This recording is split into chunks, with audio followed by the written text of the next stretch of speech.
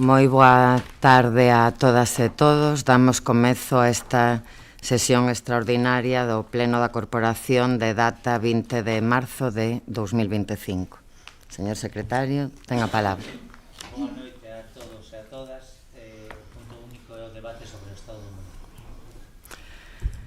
Ben, calquera pleno ordinario ou extraordinario é un pleno importante, pero este, no que hoxe nos atopamos, un debate sobre o estado do municipio por primeira vez en Betanzos, pois é un pleno trascendente, especial, e felicito a todos e todas os membros da corporación por estar aquí.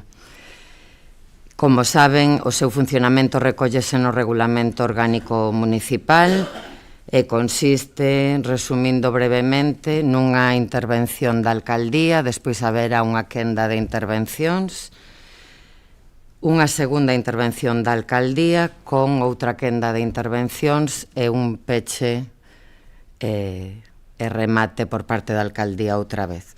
O que se consensuou cos grupos, coas voceiras, foi o tempo desas intervencións nas quendas. Entón, con isto recordado a todas e todas, pois comezo a miña primeira intervención tratando de facer un resumo de toda a actividade do grupo de goberno dende que comezou o mandato ata hoxe. Antes de entrar en detalle no que é esa acción de goberno, non podemos esquecer que o mandato comezaba dende o minuto cero, ademais, coa que popularmente se coñeceu como a crise da auga. Se recordan, a tarde do 28 de maio de 2023, día das eleccións municipais, eu recibía unha chamada da xefa territorial de Sanidade da provincia na que se me decía que detectaran no PAC de Betanzos 60 casos de gastroenterite, o que foi o comezo dun abrocho de gastroenterite no noso municipio que nos seguintes días alcanzou a centos de betanceiros e betanceiras que sufriron esa gastroenterite. Recordarán a causa da presenza que soupemos despois de norovirus do xenotipo 1 e 2 na auga potable, na auga da traída de Betanzos. Aquel episodio, o peor evidentemente foi os centos de persoas que enfermaron, evidentemente, pero tamén trouxo consigo pois o ter que prohibir o servizo de abastecemento de auga para consumo de todos os betanceiros e betanceiras, para a hixiene bucodental e para o lavado de alimentos. Se recordan que rematou definitivamente o 3 de agosto de 2023. Nese tempo tivemos que facer frente, evidentemente, a garantir o suministro de auga potable a toda a poboación e tamén a tratar de dar solución a ese problema. Non vou a repetir todas as intervencións que se desenvolveron, repasando estes días, quero reiterar o meu agradecemento, por unha banda, a toda a poboación que soupo afrontar esta situación, e tamén, se mo permiten, a empresa concesionaria do servicio de auga que non escatimou en recursos nin humanos, nin económicos, nin de ningún tipo para facer frente a todas as recomendacións, pautas que se nos indicaban dende Augas de Galicia, dende a Dirección Xeral de Saúde Pública ou dende a Xefatura Territorial de Sanidade.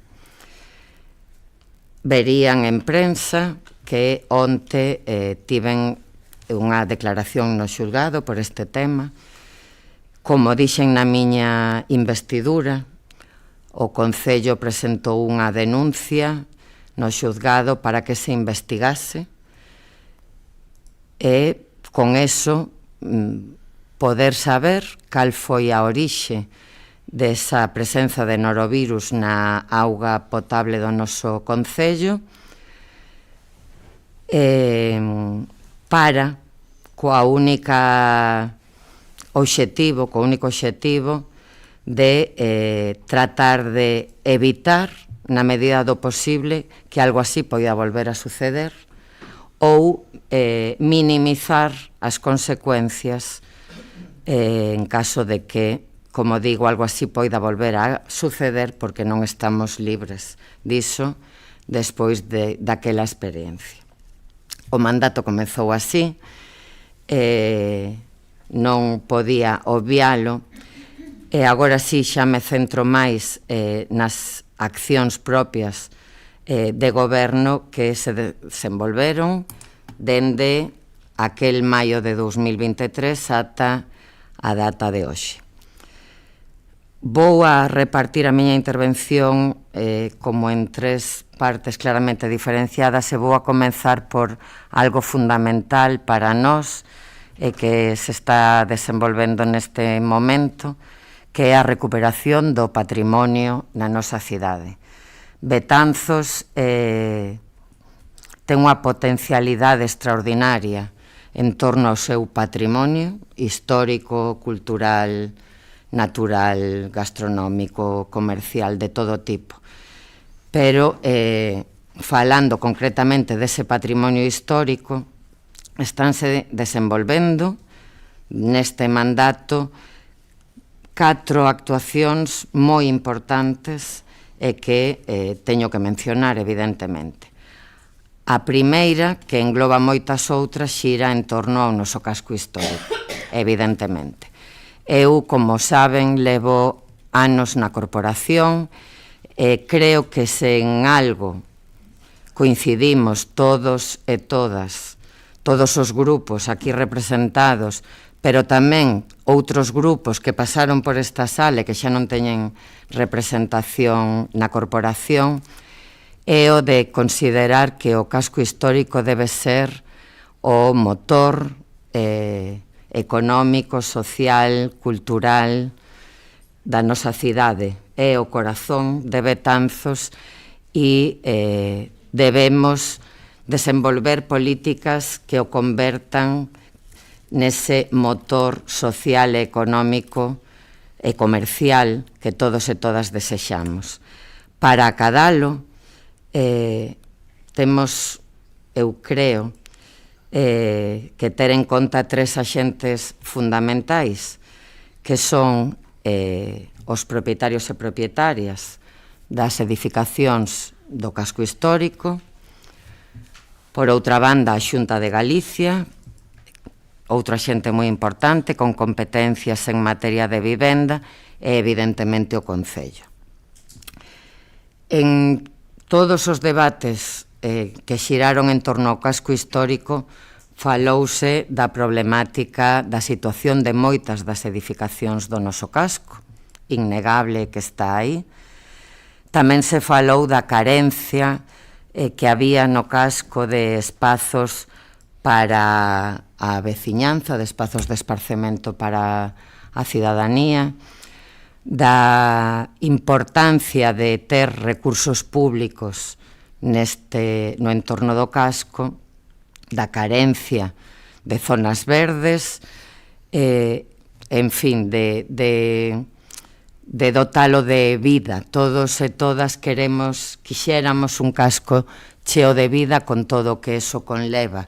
E falo de xente que viva no casco, de xente que visite o casco, de xente que tome algo no casco, que xogue no casco, ou que realice trámites no casco.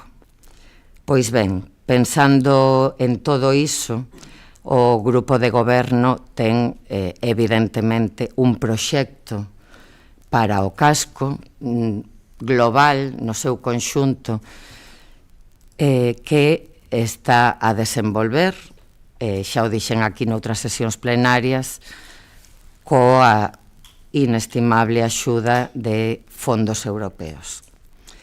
Falaba hai un momento deses tres axentes, quero insistir neso. Os propietarios e propietarias de vivendas no casco teñen evidentemente moitos dereitos, pero tamén teñen que ser conscientes da responsabilidade que teñen e das obrigas que teñen respecto a esas edificacións. A Xunta de Galicia díxeno sempre dende o minuto cero, non me do emprendas en decilo, con competencias en vivenda, creo que desenvolve no noso casco e noutros un programa fantástico, importantísimo, que comezou chamándose o Plan Rexurbe, que todos e todas conocen, que consiste na compra de edificacións para a súa rehabilitación para despois dispoñelas como vivendas de promoción pública. Creo, sinceramente, que ese é o camiño, un bo camiño. O gallá este programa se ampliase e se mercasen moitas outras edificacións por todo o casco, contará sempre coa colaboración e coa man tendida deste Concello, deste grupo de goberno nese sentido. E o Concello, este goberno e anteriores gobernos, ao longo do tempo, limitouse, entre comillas, a traballar pois en mellorar as rúas do casco e dotalas de todos os servizos, a traballar na iluminación do casco, en colaborar con outras administracións para axudar a propietarios e propietarias na rehabilitación, etc. Agora, como digo, a través dos fondos europeos, temos a oportunidade de ir un paso máis alá con unha inversión que o Concello por sí solo non sería quen de facer de ningunha maneira.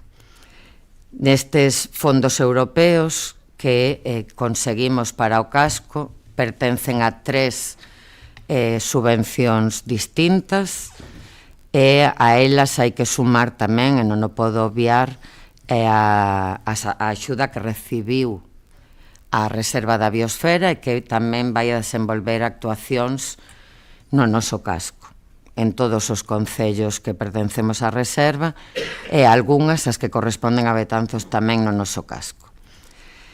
En canto ás nosas propias, unha, como saben, foi íntegramente para a rehabilitación do mercado municipal de abastos, obra xa finalizada e que agora estamos en proceso de dotala de contido.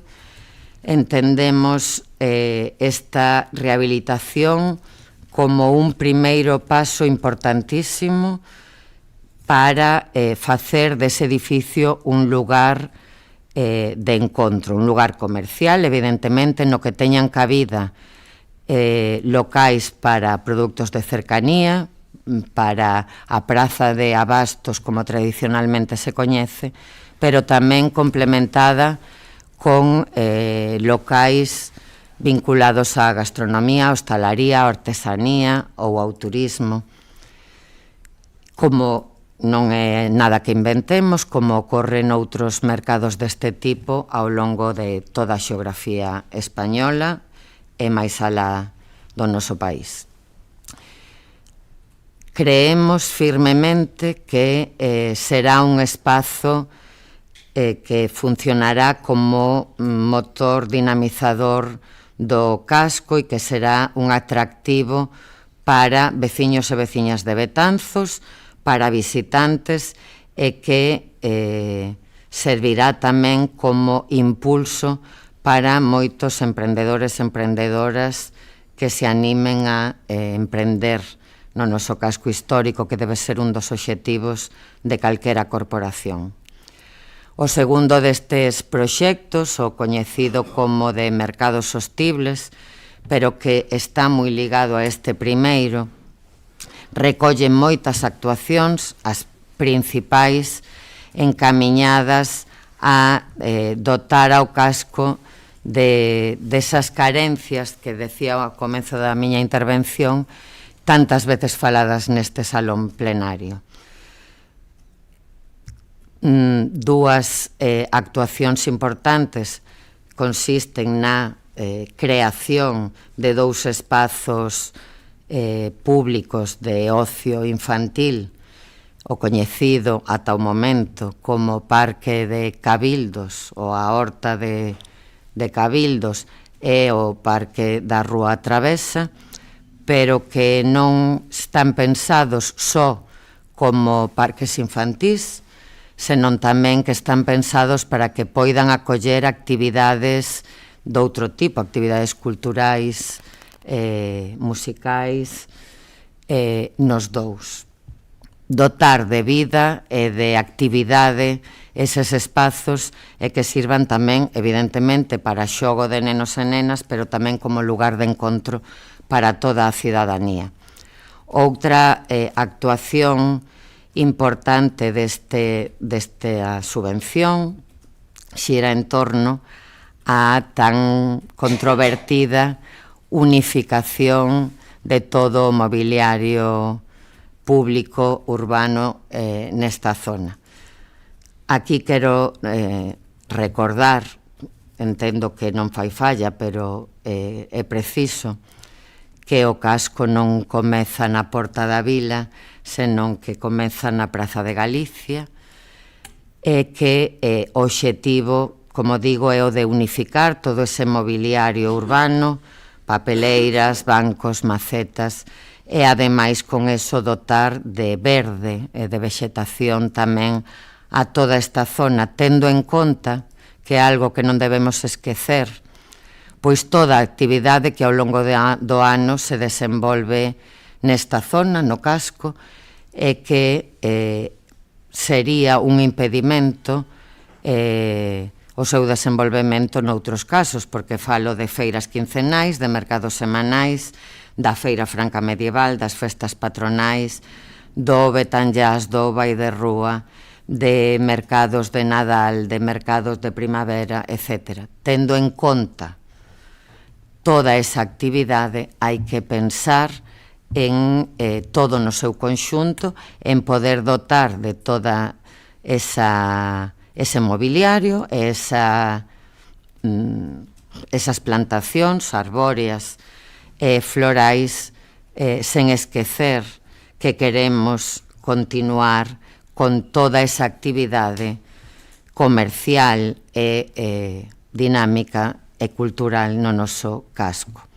Outro punto importante desta subvención e que creo que tamén moi debatida neste salón de plenos e no que todos e todas estaremos de acordo é no de tratar de reordenar o tráfico e o aparcamento no casco histórico. En todos os cascos históricos da nosa comunidade, de máis alá da nosa comunidade, de toda Europa, diría eu, os cascos históricos deben ser un espazo con preferencia para as persoas. E entendemos nos o noso casco tamén neste sentido, dando, por suposto, servizo a residentes, aos servizos públicos de transporte, a todas as persoas que necesiten acceder ao casco. Debemos pensar nun casco pensado fundamentalmente para as persoas, porque eso irá en acadar maior potencialidade e todo o que todos e todas entendo queremos para o noso casco. Como digo, sen unha peonalización radical, nin moito menos, pero si unha reordenación do tráfico e evitar, por exemplo, algo que sucede na actualidade é que se utilice a Rúa dos Prateiros como atallo para moitas persoas que van cara a Pontevella, cara a San Martiño ou Miño ou máis alá. Eso debemos na medida das nosas posibilidades, tratar de evitalo, porque o noso casco non debe ser o atallo de ninguén. A terceira destas subvencións, que todavía non se comezou a desenvolver, pero que sí está xa iniciada e que verá os seus frutos nun futuro moi próximo, é o que se coñece como Plan de Sostenibilidade Turístico do Casco Histórico de Betanzos, e que como actuación máis relevante, aínda que ten outras secundarias, pero tamén importantes para o casco, é, como saben, ao da rehabilitación do edificio que hoxe en día acolle a policía. Eu estou convencida de que cando hai moitos anos se situou a policía donde hoxe en día segue, pois foi coa idea de que houbese servizos públicos e municipais no casco, coa idea de que a veciñanza tivese preto a policía local, pero estou convencida de que hoxe en día xa non é o lugar máis axeitado para este servizo municipal. Por moitas razóns,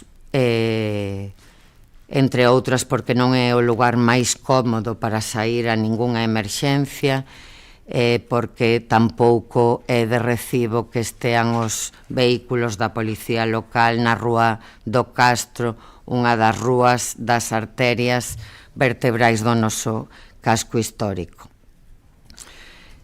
Isto ten sentido con algo que xa estaba pensado moito antes, que era o de pensar en facernos co edificio de sindicatos, que recordarán.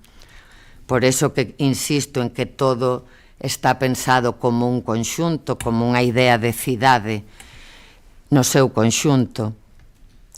Ese edificio pensamos en facernos con el primeiro para mellorar unha zona relativamente degradada da nosa cidade.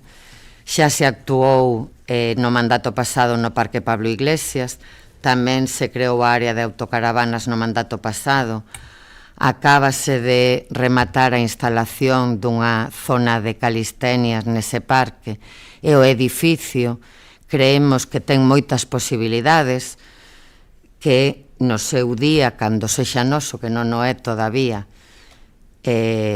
pensaremos e decidiremos entre todas e todos, pero que sinceramente no seu momento pensouse que sería o lugar axeitado para dotar de locais a todas as entidades que íamos a sacar do mercado municipal e que sacamos, que tiñan ali a súa sede e que agora están repartidas por moitos outros locais municipais, tamén para acoller a sede da policía local na planta baixa, e tamén creemos que pode ser un lugar axeitado para pensar nun uso de ocio para a adolescencia betanceira.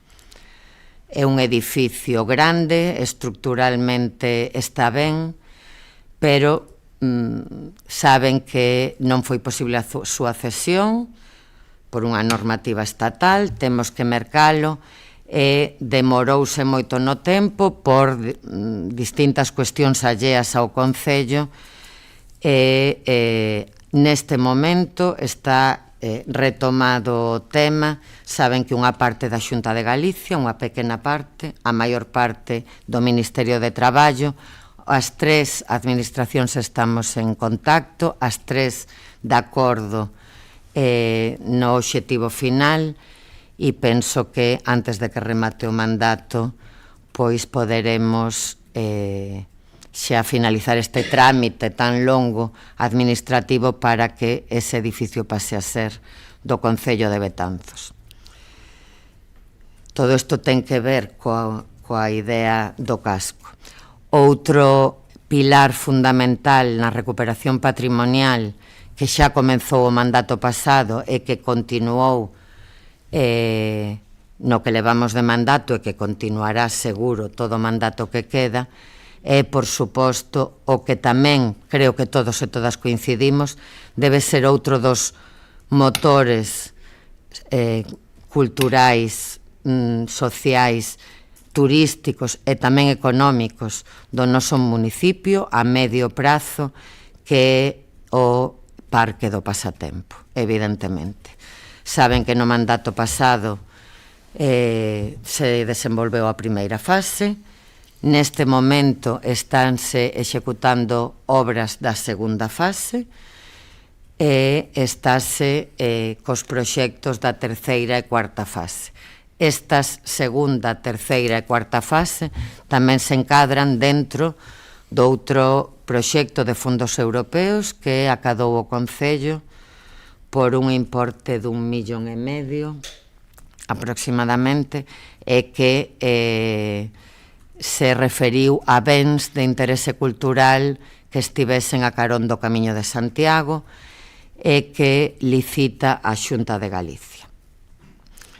Insisto en que todas estas fases, dende a primeira ata a última, seguen estrictamente, por suposto, como non pode ser de outra maneira, as liñas que define ademais con unha gran claridade excelentemente o plan director elaborado pola Xunta de Galicia.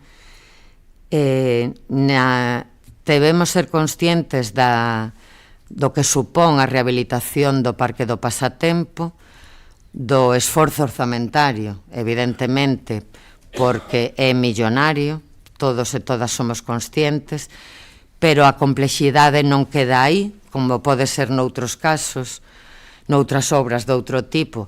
A complexidade vai máis alá neste caso, porque presenta moita complexidade xa só a elaboración dos proxectos, moitas veces teñen que ser desenvolvidos por equipos multidisciplinares, porque responden a áreas moi diversas, e a execución das obras. Nesta fase recordarán que quedou deserta a licitación por 2 veces, precisamente porque é complexo a execución. Confiamos, aínda así, en que este é o camiño, ser fiéis ao plan director e a como debe ser esa rehabilitación, e, como digo, estánse executando as obras da segunda fase, que recollerán a rehabilitación do estanque da gruta, da propia gruta, rematará esa primeira terraza, tamén coa colocación da varanda en torno ao estanque do Retiro, e a fonte das 4 estacións, falo de memoria. A terceira e cuarta fase van máis aló e falan xa de muros e de terrazas seguintes, pero aínda así non quedará completa esa rehabilitación, que, como digo, requerirá de un esforzo orzamentario extraordinario, pero que creemos que merece a pena, que o parque o merece, que Betanzos o merece. Nas fases que están feitas participou a Deputación, participou o Concello, esta e a terceira e a cuarta desenvolveránse con fondos europeos, pero eu volvo a chamar á porta de todas as administracións, Goberno Central, Xunta de Galicia, Diputación da Coruña e Concello, para continuar cun esforzo, porque, como digo sempre, o parque é moi importante para Betanzos, pero é un parque único na provincia, único na nosa comunidade, único no noso país, e creo que a suma de esforzos é imprescindible. Non me quero estender máis. O terceiro gran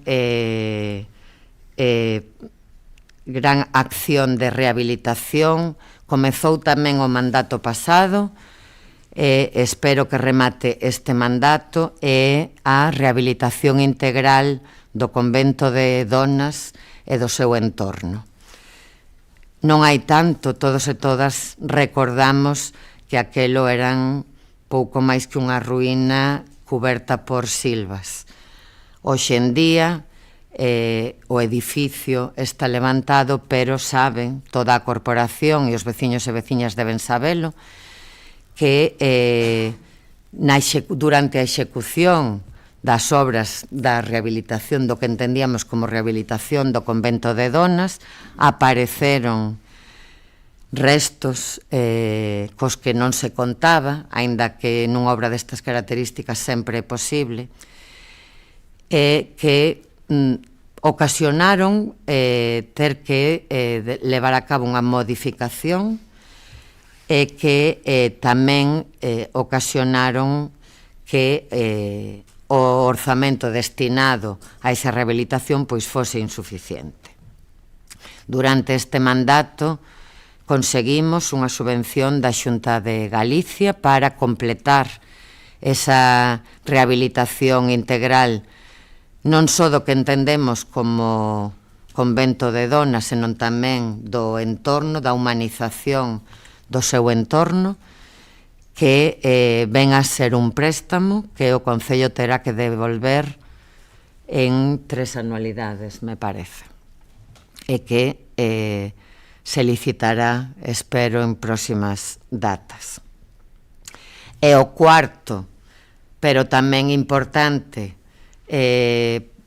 punto importante de rehabilitación deste mandato, do que vai de mandato, é a intervención que se fixo e que comezou tamén o mandato pasado no Museo das Mariñas, que quero poñer en valor tamén.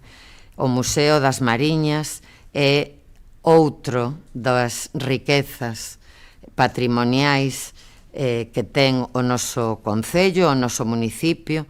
Acolle ao museo, o arquivo e a biblioteca municipais e fíxoselle unha intervención integral. Invito a todas e todas, se non foron, a que o visiten, porque ademais desa rehabilitación integral, desa mellora sustancial nas súas instalacións, pois tamén nos últimos tempos, e dende que comezou o mandato, é indiscutible a dinamización que se está a desenvolver no seu interior e que ten que ver pois dende a dinamización da lectura, a realización de talleres, obradoiros, dinamización cultural en sí. Eses son, ata o momento no que vai de mandato, os 4 focos nos que o equipo de goberno centrou esa recuperación do noso patrimonio histórico. Pero claro, non nos podemos quedar solo aí, en esa idea da que falaba de cidade, pois evidentemente interviuse, como non pode ser de outro xeito, noutros espazos. Unha eiva, vou a decilo así, que tiñamos e na que se fixo un importante esforzo foi na mellora, no incremento e na mellora da limpeza dos nosos espazos públicos, das nosas prazas e das nosas rúas. Reforzouse neste mandato o servizo de limpeza coa incorporación de maquinaria de auga para unha limpeza mecánica. Ampliouse o servizo de barrido en todas as rúas do municipio, incluindo a zona rural, por certo, con quendas matutinas, pero tamén hai un novo servizo polas tardes que atende as áreas de maior tránsito. E que todo isto contribuiu, creo, a unha mellora sustancial, notoria e visible por todos e todas na limpeza do noso municipio. Tamén se está a facer, se fixo dende que comezou o mandato, un esforzo importante na mellora da ornamentación de todas as zonas axardinadas do noso municipio, nas plantacións, pero tamén en todas as macetas, que son moitas no noso municipio, e contribuindo tamén con eso a humanización das nosas rúas e prazas. E, como saben, sacouse a licitación este servizo, algo que tampouco nunca ocurrira neste concello. E co que pretendemos, pois, ter todas estas zonas dignas e dando a Betanzos esa imaxe que merece. Tamén durante este mandato ten que ver con estas actuacións de mellora de espazos públicos. Encargouse unha auditoría para avaliar a situación dos nosos parques infantís, que son moitos e un tema do que tamén se falou moitas veces neste salón plenario.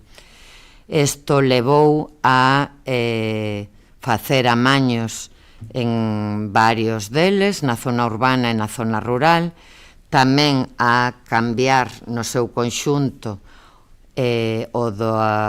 o que está entre a piscina municipal e o pabellón, e levará a facer obras importantes noutros, algunhas xa aprobadas en plans provinciais e que todas coñecen, outros que o Concello tratará de desenvolver con medios propios, entendendo que temos moitos parques infantís, imos a ter 2 máis no casco histórico e algún máis na zona urbana, tamén na zona rural, pero non podemos esquecer todos os que xa existen e prestar unha especial atención ao seu mantemento.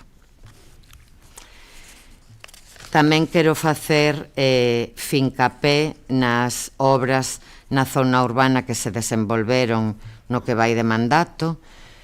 Rehabilitouse ou amañouse a rúa da Cruz Verde ao principio, ao comezo deste mandato, e Xudeos, o camiño da Veiga, aínda que creo que quedan algúns flecos por rematar.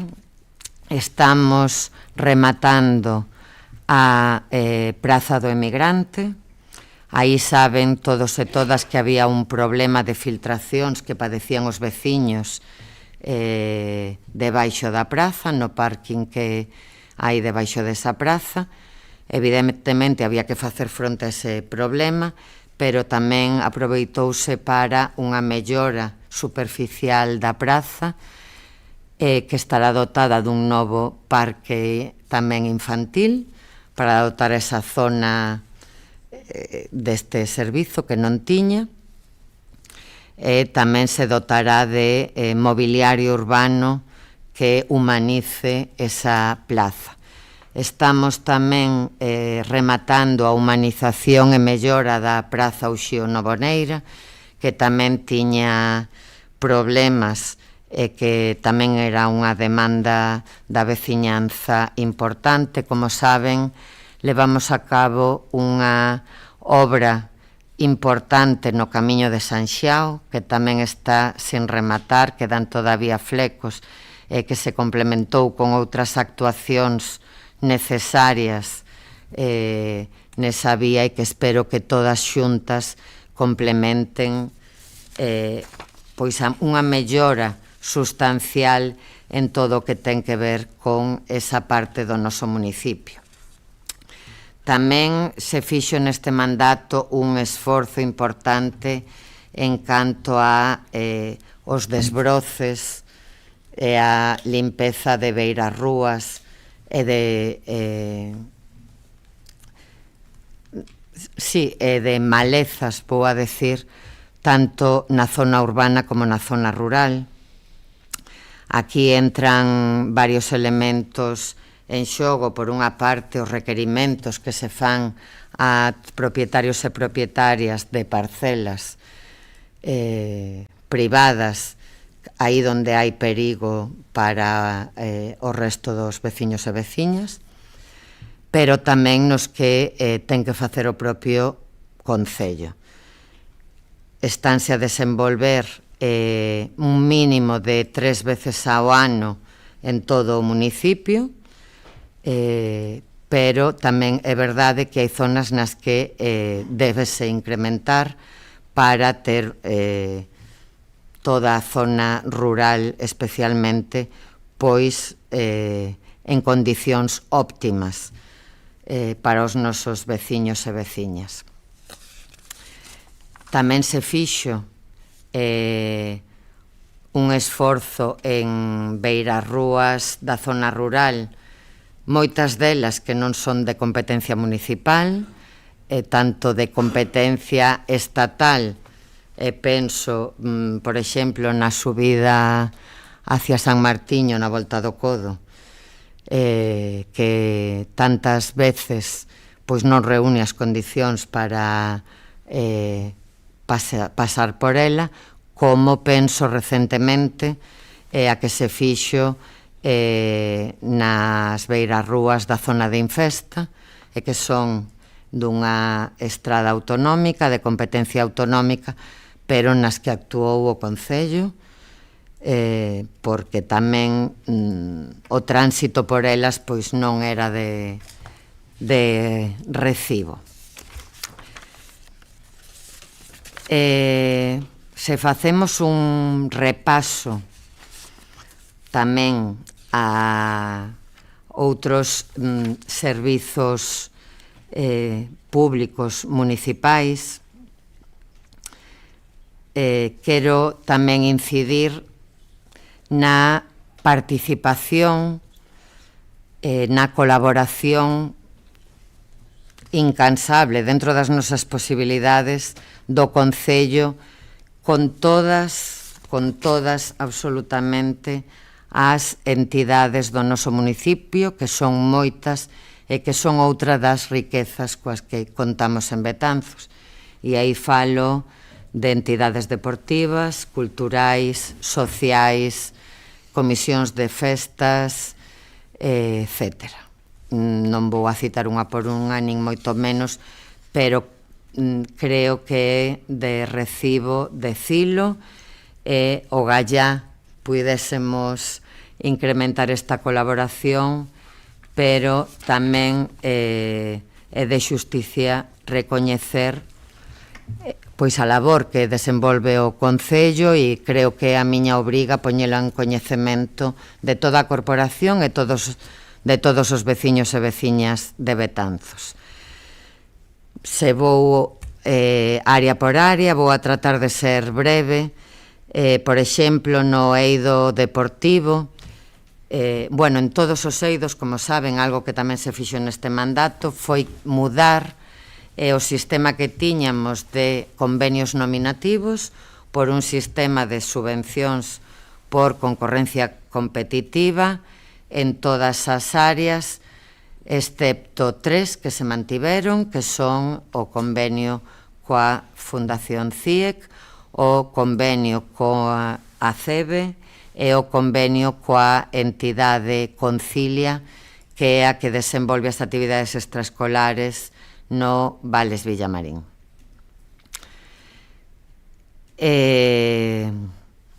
Por tanto, no eido deportivo sacáronse estas subvencións para as entidades deportivas, pero a maiores desta colaboración do Concello coas entidades, esta colaboración vai moito máis alá, e o Concello participa en todas e cada unha das probas deportivas que se desenvolven no noso municipio, e que ao longo do 2024 foron preto dun centenar. Vou a citar algúns que teño aquí, pois dende o trofeo Tiro con Arco Cidade de Betanzos, o Campeonato Galego de Velocidade en Circuito, campeonatos galegos de fútbol sala en diferentes categorías, campamentos de verán da Diputación, a campaña de neve esquí da Deputación, tamén o trofeo San Roque de Veteráns de fútbol, campus de baloncesto, torneo 3x3, mini BTT, cursos de iniciación ao piragüismo, trofeo de ciclismo de San Roque, a Cucaña, o torneo de Villarda, o Trofeo Cidade de Betanzos de fútbol, o torneo de xadrez, actividades en torno ao taekwondo, ao piragüismo, o rally Rías Altas, o ecorrally, a carreira, a andaina da San Silvestre, etcétera, etcétera, etcétera. Non podo citar todas. Todas e cada unha contan ou ben coa organización directa do Concello ou coa colaboración con todos os clubes que repito, son outra das riquezas patrimoniais do noso Concello.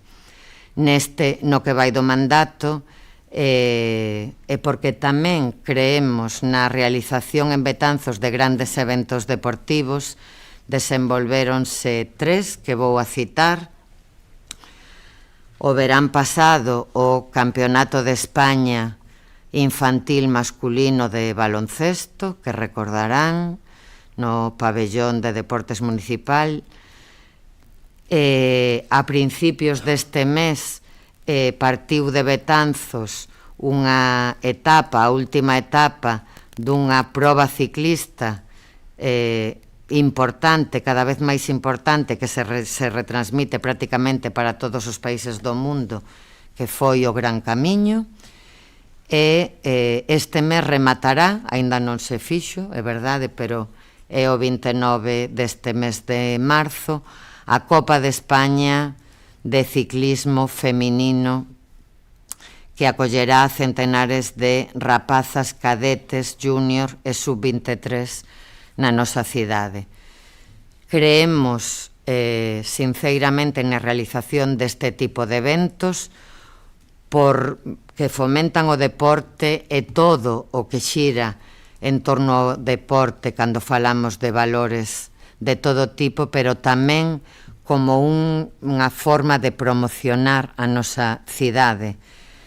Eu decía hoxe na presentación desta proba que promocionar Betanzos é algo transversal, que vai máis alá da área de turismo en concreto.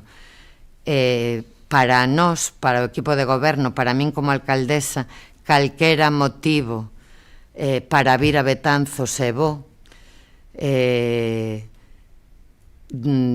Gústame que o motivo sexa o de poder vir a disfrutar dunha tortilla de Betanzos, gústame que se veña a un evento deportivo, que se veña a un concerto de música antiga, a obra de teatro afeccionado ou profesional, de visita. En calquera caso, estou convencida que Betanzos ten tanto que ofrecer, que todas as persoas que veñen a Betanzos por un ou outro motivo marcharán encantadas da nosa cidade e dos servizos, do noso comercio, da nosa hostalaría e da nosa cidade en sí, e volverán. E iso é importantísimo para Betanzos, e debe ser unha prioridade e un eixo transversal a todas as áreas de goberno, e así o é. Tamén no deporte. Se falo de cultura, pois outro tanto.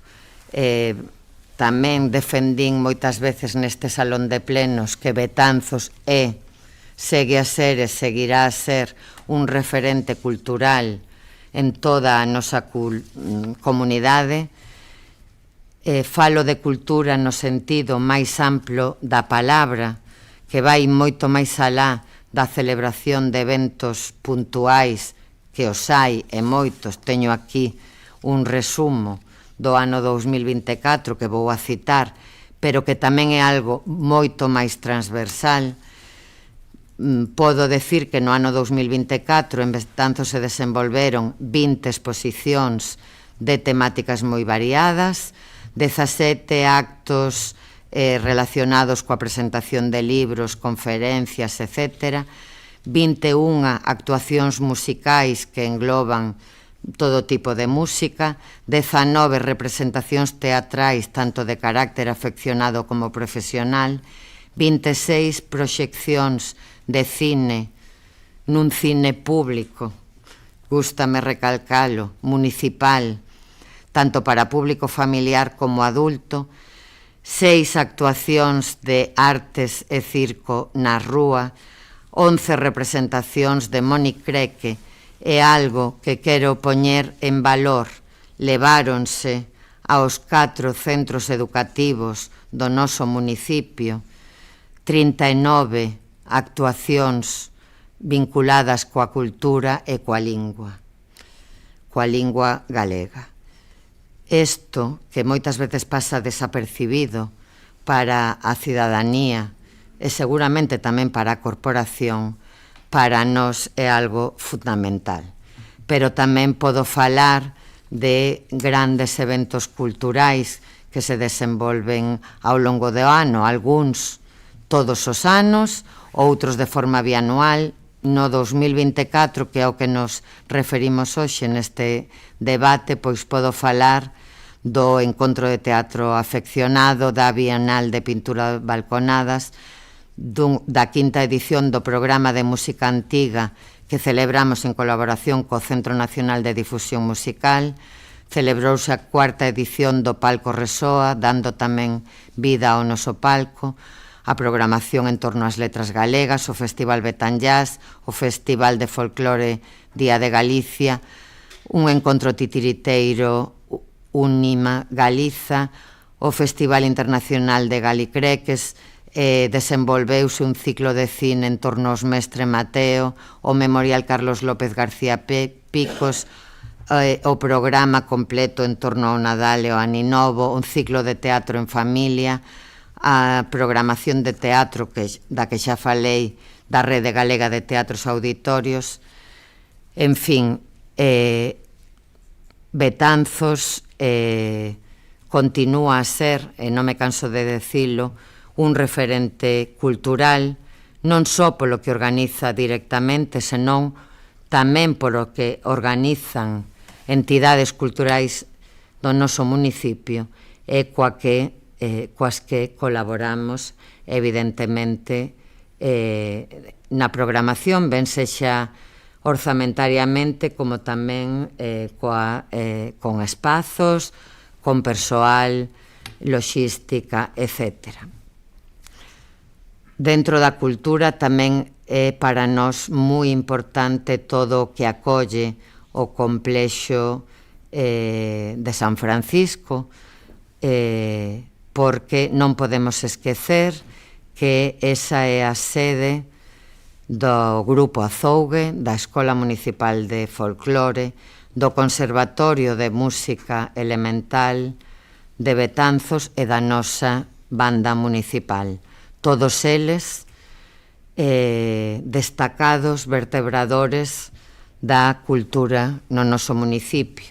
Todos eles municipais, e dos que a corporación, penso, estou segura que está moi, moi orgullosa. Se falamos do comercio e da hostelería, aquí insisto na idea de transversalidade. Creemos no grupo de goberna que o apoio ao comercio e a hostelería, este sector vertebrador da economía local, debe ser unha constante de calquera corporación.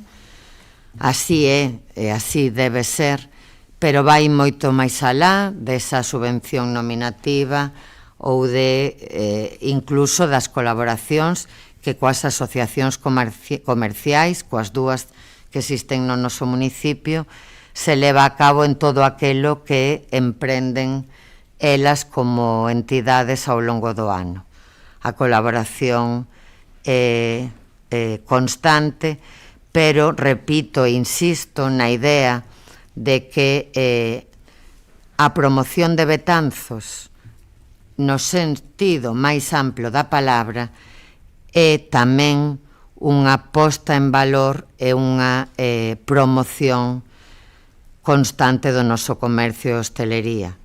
E aí inclúo dende obras como pode ser as que falei antes no casco e que teñen moito que ver con esa promoción comercial ata pois o desenvolvemento de moitos dos eventos que se desenvolven no noso municipio ao longo do ano e que organiza o Concello.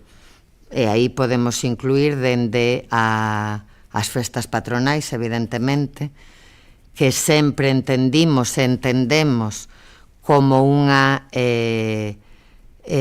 elemento sustancial da promoción económica da nosa cidade, e das que despois falarei, tamén a Feira Franca Medieval, pero tamén a Semana Santa, ou a Semana da Tortilla, a Semana do Pincho, as actividades de Entroido, de Nadal, etc.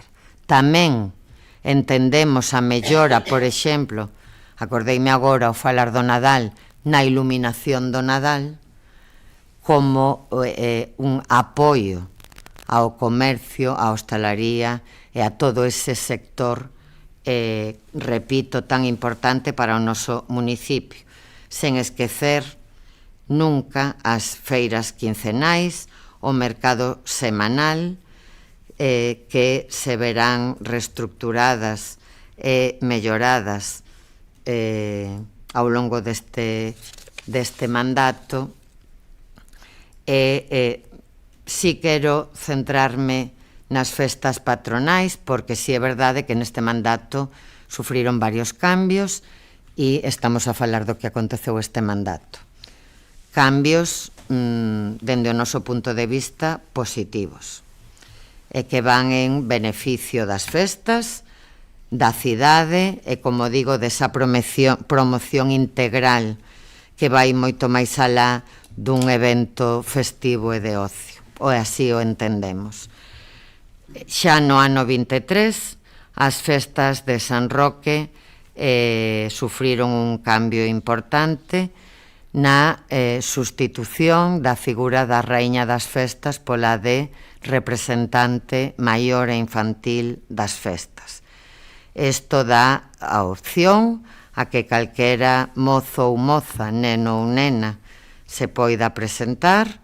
Entre todas as persoas que se presenten faise un sorteo público, o que o converte nalgo moito máis democrático e igualitario. Tamén houbo un cambio nas festas patronais, ese xa no ano 2024, que foi a reubicación das atraccións máis grandes e destinadas a nenos e nenas adolescentes, para que nos entendamos, no entorno do Carregal. Recordarán que contou en liñas xerais cunha boa acollida dos betanceiros e betanceiras, e tamén teño que decilo de hosteleiros e hosteleiras que viron con satisfacción este cambio, e que estou convencida que era unha proba necesaria, creo eu, por moitos motivos, pola convivencia entre festas e veciñanza, pero tamén porque non podemos esquecer que o groso das festas se desenvolve no casco histórico, e que é casco histórico e debemos telo en conta, e porque entendemos que non repercutiu en minorar, senón todo o contrario, creemos que pode mellorar a oferta de atraccións para os nosos mozos e mozas. En esa liña temos pensado seguir. Non quero deixar de lado a colaboración do Concello con todas as festas nas parroquias e coa recuperación, a colaboración coa recuperación dunha festa emblemática dun dos nosos barrios emblemáticos, o barrio da Ribeira, que foi a recuperación desa octava da Ribeira. Pero tamén colaboramos con todas as festas nas parroquias, naquelas que hai comisión de festas, evidentemente, pero tamén donde non nas hai é o Concello o que directamente pois leva unha banda de gaitas, alboradas ou bombas de palenque para pois tamén poñer en valor esas festas nas nosas parroquias e que non debemos esquecer. Se falamos de emprego, paso moi rapidamente xa, pois continuamos a apostar tamén neste mandato cos obradoiros de emprego, coa aquí sí inestimable colaboración da Xunta de Galicia.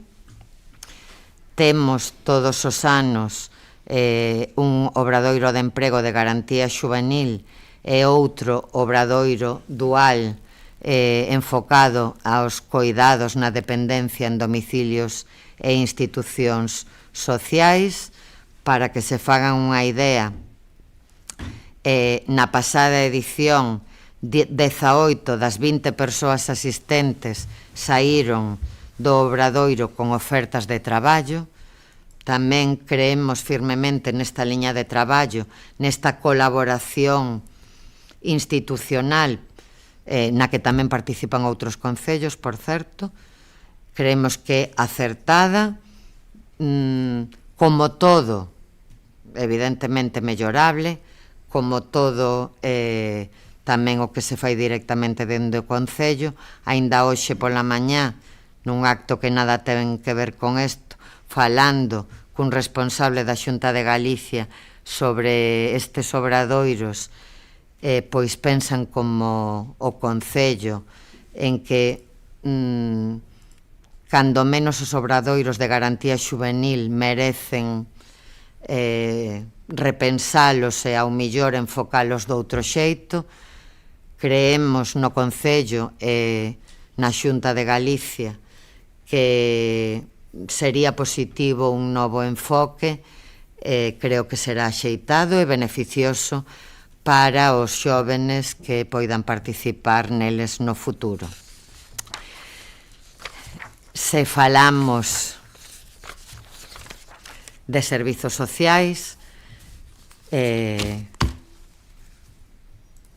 alma e corazón deste goberno municipal, pois teño que decir que aquí o Concello tamén neste mandato continúa a facer probablemente o maior esforzo de todas as áreas, porque así o entendemos, porque vai no noso ADN e porque os veciños e veciñas así o merecen e o gallá o puidésemos incrementar. Para que se fagan unha idea, no ano 2024 os servizos sociais municipais aos servizos sociais municipais destináronse máis de 2 millóns de euros no ano 24, falo, en concreto 2.084.546,09 euros, dos cales, hai que decilo, máis de 1 millón é para o servizo de axuda no fogar, do que tantas veces se falou aquí, e no que non vou incidir. 350.000 euros para persoal e máis de 700.000 para o resto de programas. Sin contar aquí, pero tamén debemos telo en conta, porque tamén se xestiona dende os servizos sociais municipais o servizo de comedor e mañanceiros que o Concello xestiona no Colexio Vales Villamarín ou, por exemplo, a Escola Infantil Municipal. Servizos que non son de competencia municipal, pero servizos que creemos imprescindibles para algo tan fundamental como é a conciliación da vida persoal, familiar e laboral das nosas familias. Sen entrar en moito detalle, porque podería falar horas, só quero poñer en coñecemento da corporación e de todos os veciños e veciñas de Betanzos que no ano 2024, para que se fagan unha idea, dende o Servizo de Información e Orientación, no que sí temos competencias, se atendeu a 5.581 persoas.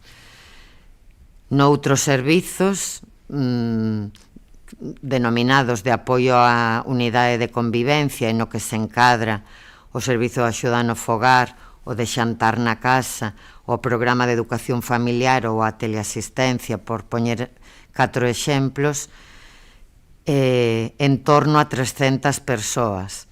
Aquí vou a decir só en concreto que o servizo de dependencia de axuda no fogar tivo no ano 24, atendeu a 166 persoas dependentes. Pero a isto hai que engadir en torno a 5.500 persoas participaron en actividades dentro da programación de igualdade, da prevención de drogodependencias, do programa de soidade non desexada, destinado a persoas maiores que viven soas, do programa consentido destinado a ocio nocturno e a colaboración cos locais, cos adolescentes e coas forzas e corpos de seguridade do Estado.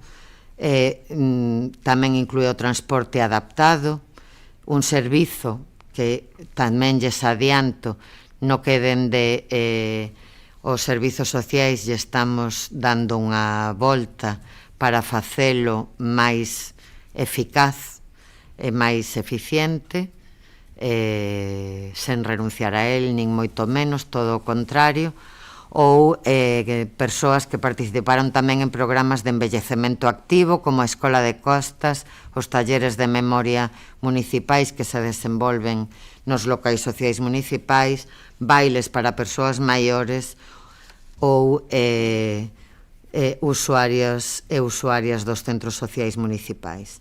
E, para que seipan tamén, no 2024 atendéronse a 127 familias dentro do programa de emerxencia social e axudas ao alugueiro.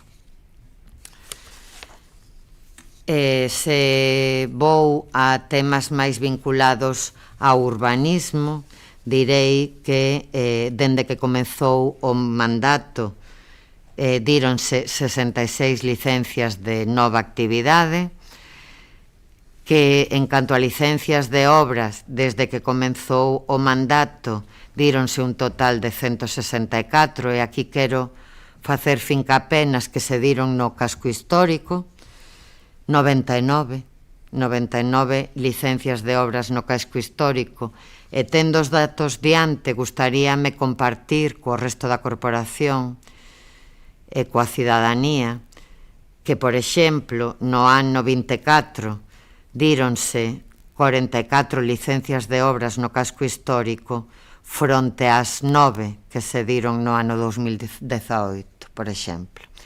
Isto tamén é un indicador claro, entendo eu, de que a rehabilitación no noso casco está avanzando, algo que creo que todos e todas debemos celebrar, que non é suficiente, pois evidentemente, pero que se está avanzando, creemos que sí. Creemos que a isto contribúe o Plan Rexurbe da Xunta de Galicia, sempre o dixemos, creemos que a isto contribúen tamén todas estas actuacións que se están a desenvolver no casco, e este debe ser, en conxunto, un dos obxectivos cara onde todos e todas queremos camiñar, administracións e particulares. Penso que todas e todas sabemos de que, porque isto non deixa de ser unha cidade na que todos e todas nos conocemos, estánse nestes últimos tempos a mercar moitas edificacións no casco histórico co fin de rehabilitalas e como vivendas privadas. Tamén non é obvio e non vou esconder, porque tampouco hai por qué, para uso turístico. Está no noso debe un acordo plenario para regular esas vivendas de uso turístico no que xa se está a traballar, pero que todavía non rematou ese traballo. E moi rapidamente direi que neste mandato fixéronse 45 órdenes de execución, 26 delas no casco histórico, ou 49 reposicións da legalidade, ademais, evidentemente, doutros traballos do día a día dende o Departamento de Urbanismo, que tamén ten moito que ver co todo o traballo desenvolvido no casco histórico.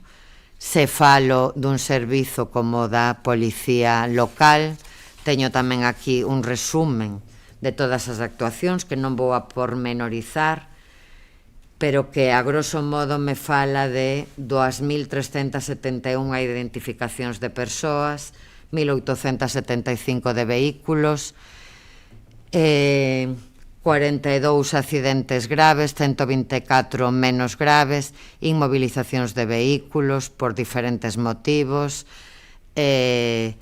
denuncias por tamén diferentes motivos, por carecer de seguro, de ITV, etc., citacións xudiciais, control de arresto domiciliario, intervencións en temas de violencia de xénero. Aquí vou a citar o número 33 no que vai de mandato, intentos de roubo, evidentemente 45, 63 roubos, 44 incendios en vivendas, vehículos ou mobiliario urbano, etc., etc., etc.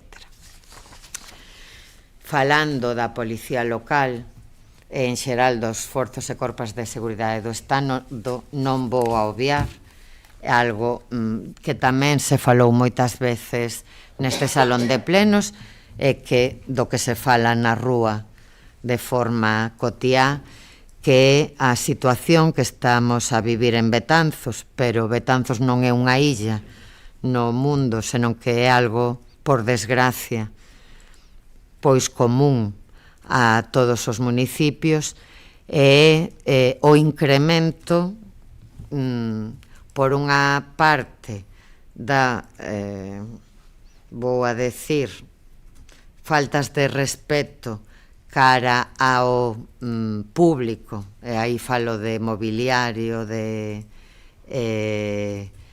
edificacións públicas ou privadas, e de todo tipo, con conductas impropias, e que todos e todas condenamos de seguro.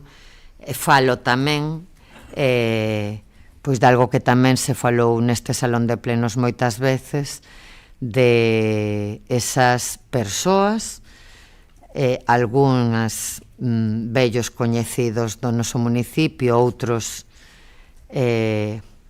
venideros, como se suele decir, que están a crear pois unha situación de inseguridade, ou de malestar, ou de preocupación entre os nosos veciños e veciñas, e, por suposto, na corporación. Non me gusta falar dunha situación de inseguridade cidadá con maiúsculas, porque non é unha realidade, non se, afortunadamente, e esperemos que continue así, pois altercados graves, pero si é verdade que nos últimos tempos se incrementaron pois os hurtos ou pequenos roubos na nosa cidade, e que pois está xerando unha preocupación cidadá. Evidentemente, eu aquí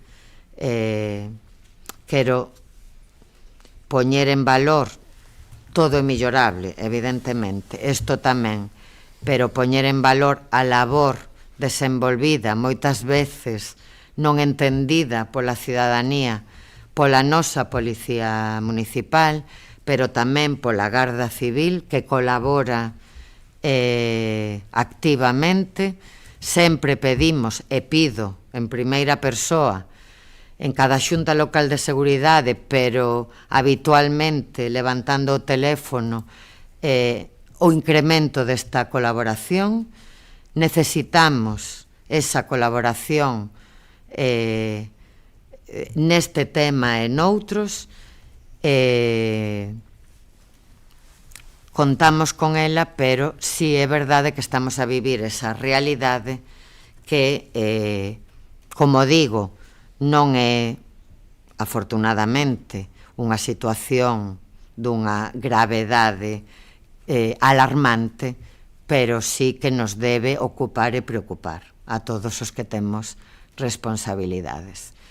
E aquí, falando da policía local, remato con algo que tamén ocurriu neste mandato e que foi que, por fin, despois de moitos trámites, tamén pasa a formar parte do que se coñece como sistema Biogen, e que consiste, para que nos entendamos todas e todas, en que colaborará máis activamente coa Garda Civil e coa unidade de violencia de xénero que temos no noso municipio, que ten a Garda Civil, en todo o que ten que ver con esta lacra social tamén na que todos e todas estamos de acordo.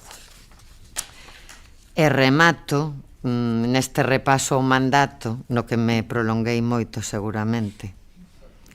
Remato xa falando da situación económica do Concello.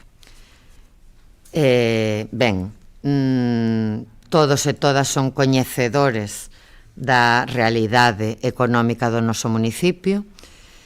É verdade que no ano 24 tivemos que acudir a un mecanismo de pago a proveedores no que o Ministerio de Facenda pois prestou ao Concello algo máis de 2,5 millóns de euros para facer fronte a facturas, que este mecanismo de pago a proveedores se debeu a un incumprimento do Concello no período medio de pago. Tamén son todos e todas coñecedores de que este mecanismo de pago a proveedores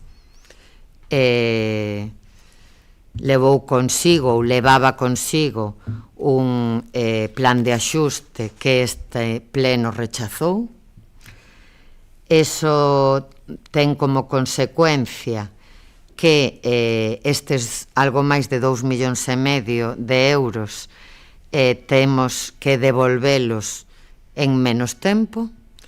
Xa dende o Goberno Central se está retrotraendo dende o pasado mes de febreiro unha cantidade mensual da cantidade que mensualmente nos ingresa o Estado, pero que, segundo a estimación do Departamento de Intervención do noso municipio, tendo en conta o remanente de tesorería que terá o Concello, pois estímase que antes de que remate o ano 2026 este préstamo, porque é un préstamo do Ministerio de Facenda, será totalmente devolto cos intereses, por certo, máis altos tamén, que se tivésemos aquel plan de axuste ao Ministerio. Por que chegamos a esta situación? Tamén se dixo neste salón de plenos en máis dunha ocasión, tamén hoxe compre recordalo. Eu quero incidir neso, porque ademais estou convencida. Non chegamos a esta situación por un derroche do equipo de goberno ou dos servizos municipais en banalidades, por así decir. Chegamos a esta situación porque coincidiron no tempo varias circunstancias que gravaron moito o orzamento municipal. Por unha banda, é verdade, facer fronte á aportación municipal que requerían dous dos programas dos fondos europeos, o do mercado municipal e o de mercados sostibles, con cantidades importantísimas para o Concello de Betanzos. Tamén coincidiu no tempo varios programas do IDAE cos que, como saben, o Concello de Betanzos cambiou toda a iluminación municipal na zona urbana e na rural para unha mellora e para un aforro enerxético, pero que requerían dun adianto dos cartos por parte do Concello que despois nos ingresaría o IDAE, que en moitos casos ingresa a ano vencido en algún con máis dun ano de retraso, e tamén coincidiu no tempo algo que padecemos os concellos, pero tamén as familias no noso día a día, é un aumento importantísimo do custe das materias primas e dos servizos dos últimos 2 anos, e que encareceron moitísimo todas as programas e os servizos que presta o Concello, porque facer o mesmo costa moito máis.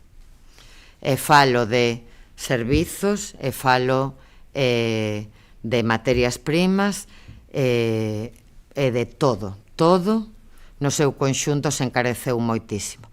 Todo isto coincidindo nun período corto de tempo, pois sí, fixo que o Concello de Betanzos se vise nesta situación. É unha situación delicada, é verdade, pero non dramática. Tamén quero facer fincapé neso. Como decía, o Concello de Betanzos será quen de facer fronte a devolver este préstamo do Ministerio de Facenda, se todo transcurre con normalidade, como digo, antes de que remate o ano 2026, pero tamén quero decir que cando estamos nunha situación deste tipo, como nun domicilio, para que nos entendamos, hai 2 vías: reducir gastos e tratar de incrementar ingresos. Non hai ningunha varita máxica que faga milagres. Todo pasa por eso. Non queremos, baixo ningún concepto, minorar os servizos públicos que prestamos, non queremos nin minoralos en cantidade nin en calidade. Por tanto, debemos, con responsabilidade, con seriedade, afrontar esta situación, tratando de reducir no menos esencial, e creo que debemos pensar en tratar de incrementar os ingresos das arcas municipais da forma menos lesiva para os cidadáns, evidentemente.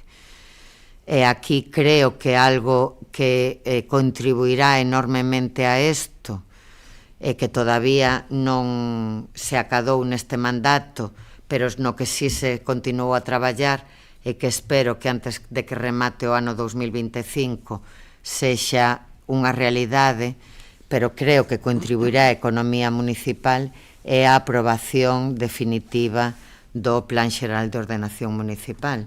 Creo que é un documento importantísimo para o Concello, do que nunca gozou o Concello de Betanzos tampouco, pero que, ademais de ser un documento vertebrador urbanísticamente, pero tamén socialmente, tamén será un mecanismo importante falando dende o punto de vista económico.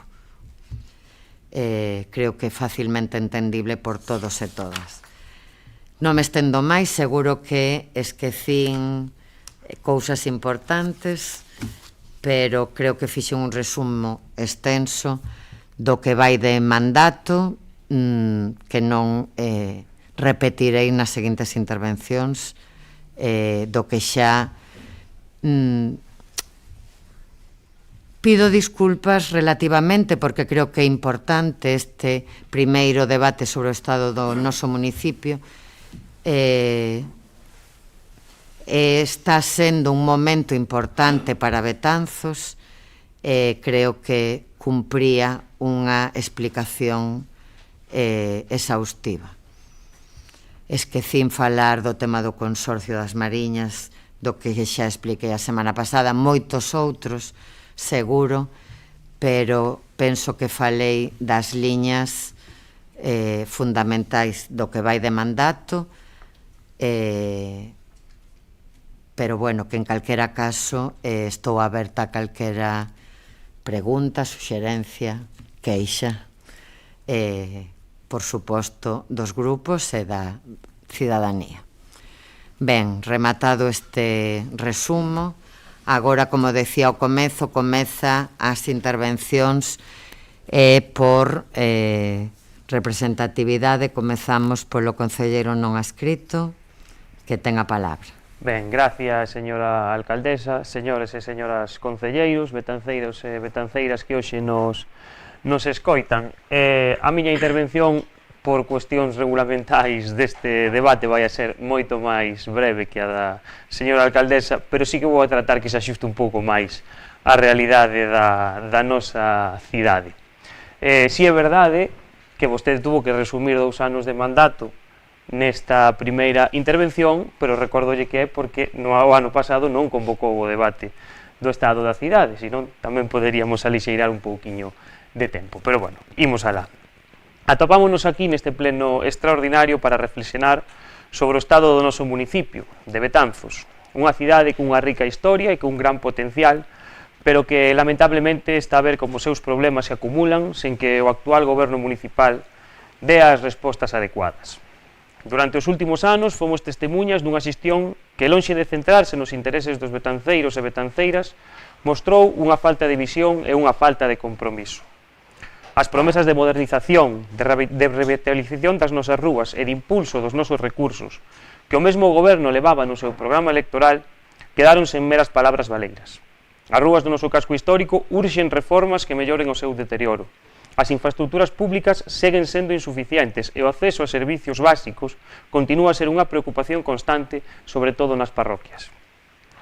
Como institución, pero tamén como veciños, é necesario que avaliemos críticamente a xestión municipal, que identifiquemos as áreas de mellora e tamén que propoñamos solucións que beneficien a todos.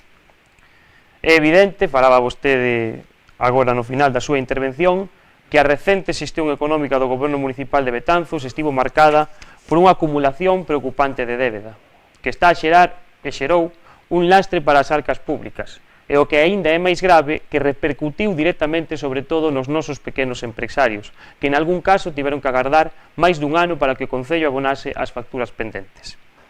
Lamentablemente, ante esta situación, a única solución que soubo dar o goberno local foi a presentación dun plan de axuste cunha brutal subida de impostos, ou o que é o mesmo, pretendían que a súa mala xestión económica fose asumida por todos os veciños. Como todos saben, esa proposta foi rexeitada gracias ao noso voto en contra. Terán que buscar solucións e recortar gastos de onde poidan, pero nós non imos a permitir que sexan as familias, os pequenos empresarios e os traballadores da nosa cidade os que se vexan obrigados a sufragar unha débeda que non xeraron eles. É evidente que un debate deste tipo non pode deixar de lado o noso patrimonio, do cal, neso estamos de acordo, o seu máximo expoñente é o casco histórico, símbolo da nosa cidade e, sobre todo, referente da nosa historia. É doloroso ver como, en lugar de protexer e rehabilitar o que define a nosa identidade, se opta por unha política de desidia, deixando que o paso do tempo faga o seu traballo de maneira irremediable. Mentres outras localidades invisten na conservación do seu patrimonio, Betanzos parece quedarse atrás. A falta de planificación e dunha estrategia clara para a recuperación do centro histórico non só afecta ao turismo, senón tamén á calidade de vida dos veciños que residen aquí, neste casco histórico. Mais, con todo, non todo está perdido. É posible revertir esta situación se se toman as decisións adecuadas. En primeiro lugar, é urxente establecer un plan de rehabilitación integral do centro histórico, que inclúa a restauración de fachadas, a mellora das infraestructuras e a protección dos elementos máis representativos do noso patrimonio. Este plan debe ser sostible e incorporar fondos tanto públicos como privados, ademais de contar coa participación activa de expertos en patrimonio, arquitectos e veciños.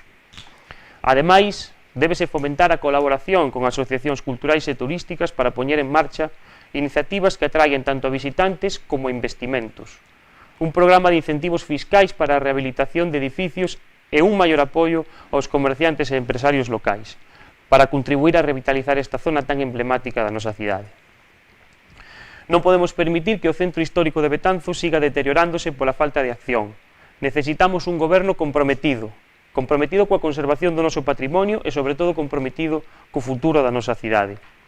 A restauración do centro histórico, ao igual que a do pasatempo, non é unha cuestión de orgullo, senón tamén unha oportunidade de crecemento e, sobre todo, unha oportunidade de mellora da calidade de vida de todos os veciños. Pero, ademais do centro da nosa cidade, non queremos deixar de centrar a atención nas 6 parroquias rurais de Betanzos, en Bravío, en Castro, en Piadela, en Requián, en Tiobre e en San Pedro das Viñas. Os veciños destes lugares, coas súas particularidades e necesidades específicas, requiren unha atención singular para fomentar o seu desarrollo integral. A imposibilidade de construción de vivendas en parcelas atractivas, a mellora dos camiños rurais, as poucas opcións de mobilidade ou a xestión eficiente da auga son problemas que habitualmente nos trasladan os veciños do rural betanceiro. No caso das parroquias, a conservación e promoción do patrimonio é vital. As igrexas parroquiais son testemunha da nosa historia e deben de ser protexidas. Seguro que ningún dos que estamos aquí pode evitar que se lle veña á mente neste momento o derrubamento do sobremuro da igrexa de San Martiño de Tiobre, que gracias a Deus, máis pronto que tarde, será reparado. Fomentar a restauración das igrexas parroquiais e organizar actividades culturais en torno a elas non só serviría para atraer turismo, senón tamén para fomentar a nosa identidade como concello. Propoñemos ademais a creación de consellos parroquiais, que permitan aos veciños aportar a súa opinión e participar activamente na toma de decisións, asegurando que as políticas e proxectos reflexen as verdadeiras necesidades de cada lugar. As nosas parroquias son fundamentais para o tecido social e económico de Betanzos. Debemos traballar da man con cada parroquia, implementando solucións específicas e adaptadas ás súas realidades, co obxectivo de construir un Betanzos máis unido e máis próspero. Porque, se falamos da unión entre o urbano e o rural, tamén temos que mencionar a desunión entre o goberno municipal e os veciños, que se traduce nunha falta total de comunicación. A pesar do resultado das urnas e de gobernar en minoría, en lugar de buscar o consenso e o diálogo coa cidadanía, están actuando de maneira illada, afastándose dos cidadáns, que son quen realmente coñecen as principais necesidades. Chegados a este punto, tamén chegamos a unha clara conclusión. É evidente que Betanzos necesita un cambio. Non podemos seguir esperando que os problemas se resolvan por si mesmos, nin que o tempo cure as carencias que estamos a vivir. Necesitamos unha alternativa seria, que se base na escoita activa, na cooperación e na procura de solucións innovadoras que poñan a Betanzos no lugar que merece. Unha alternativa que aposte pola modernización da nosa infraestructura, por un impulso á economía local e, sobre todo, por unha xestión transparente e próxima á xente.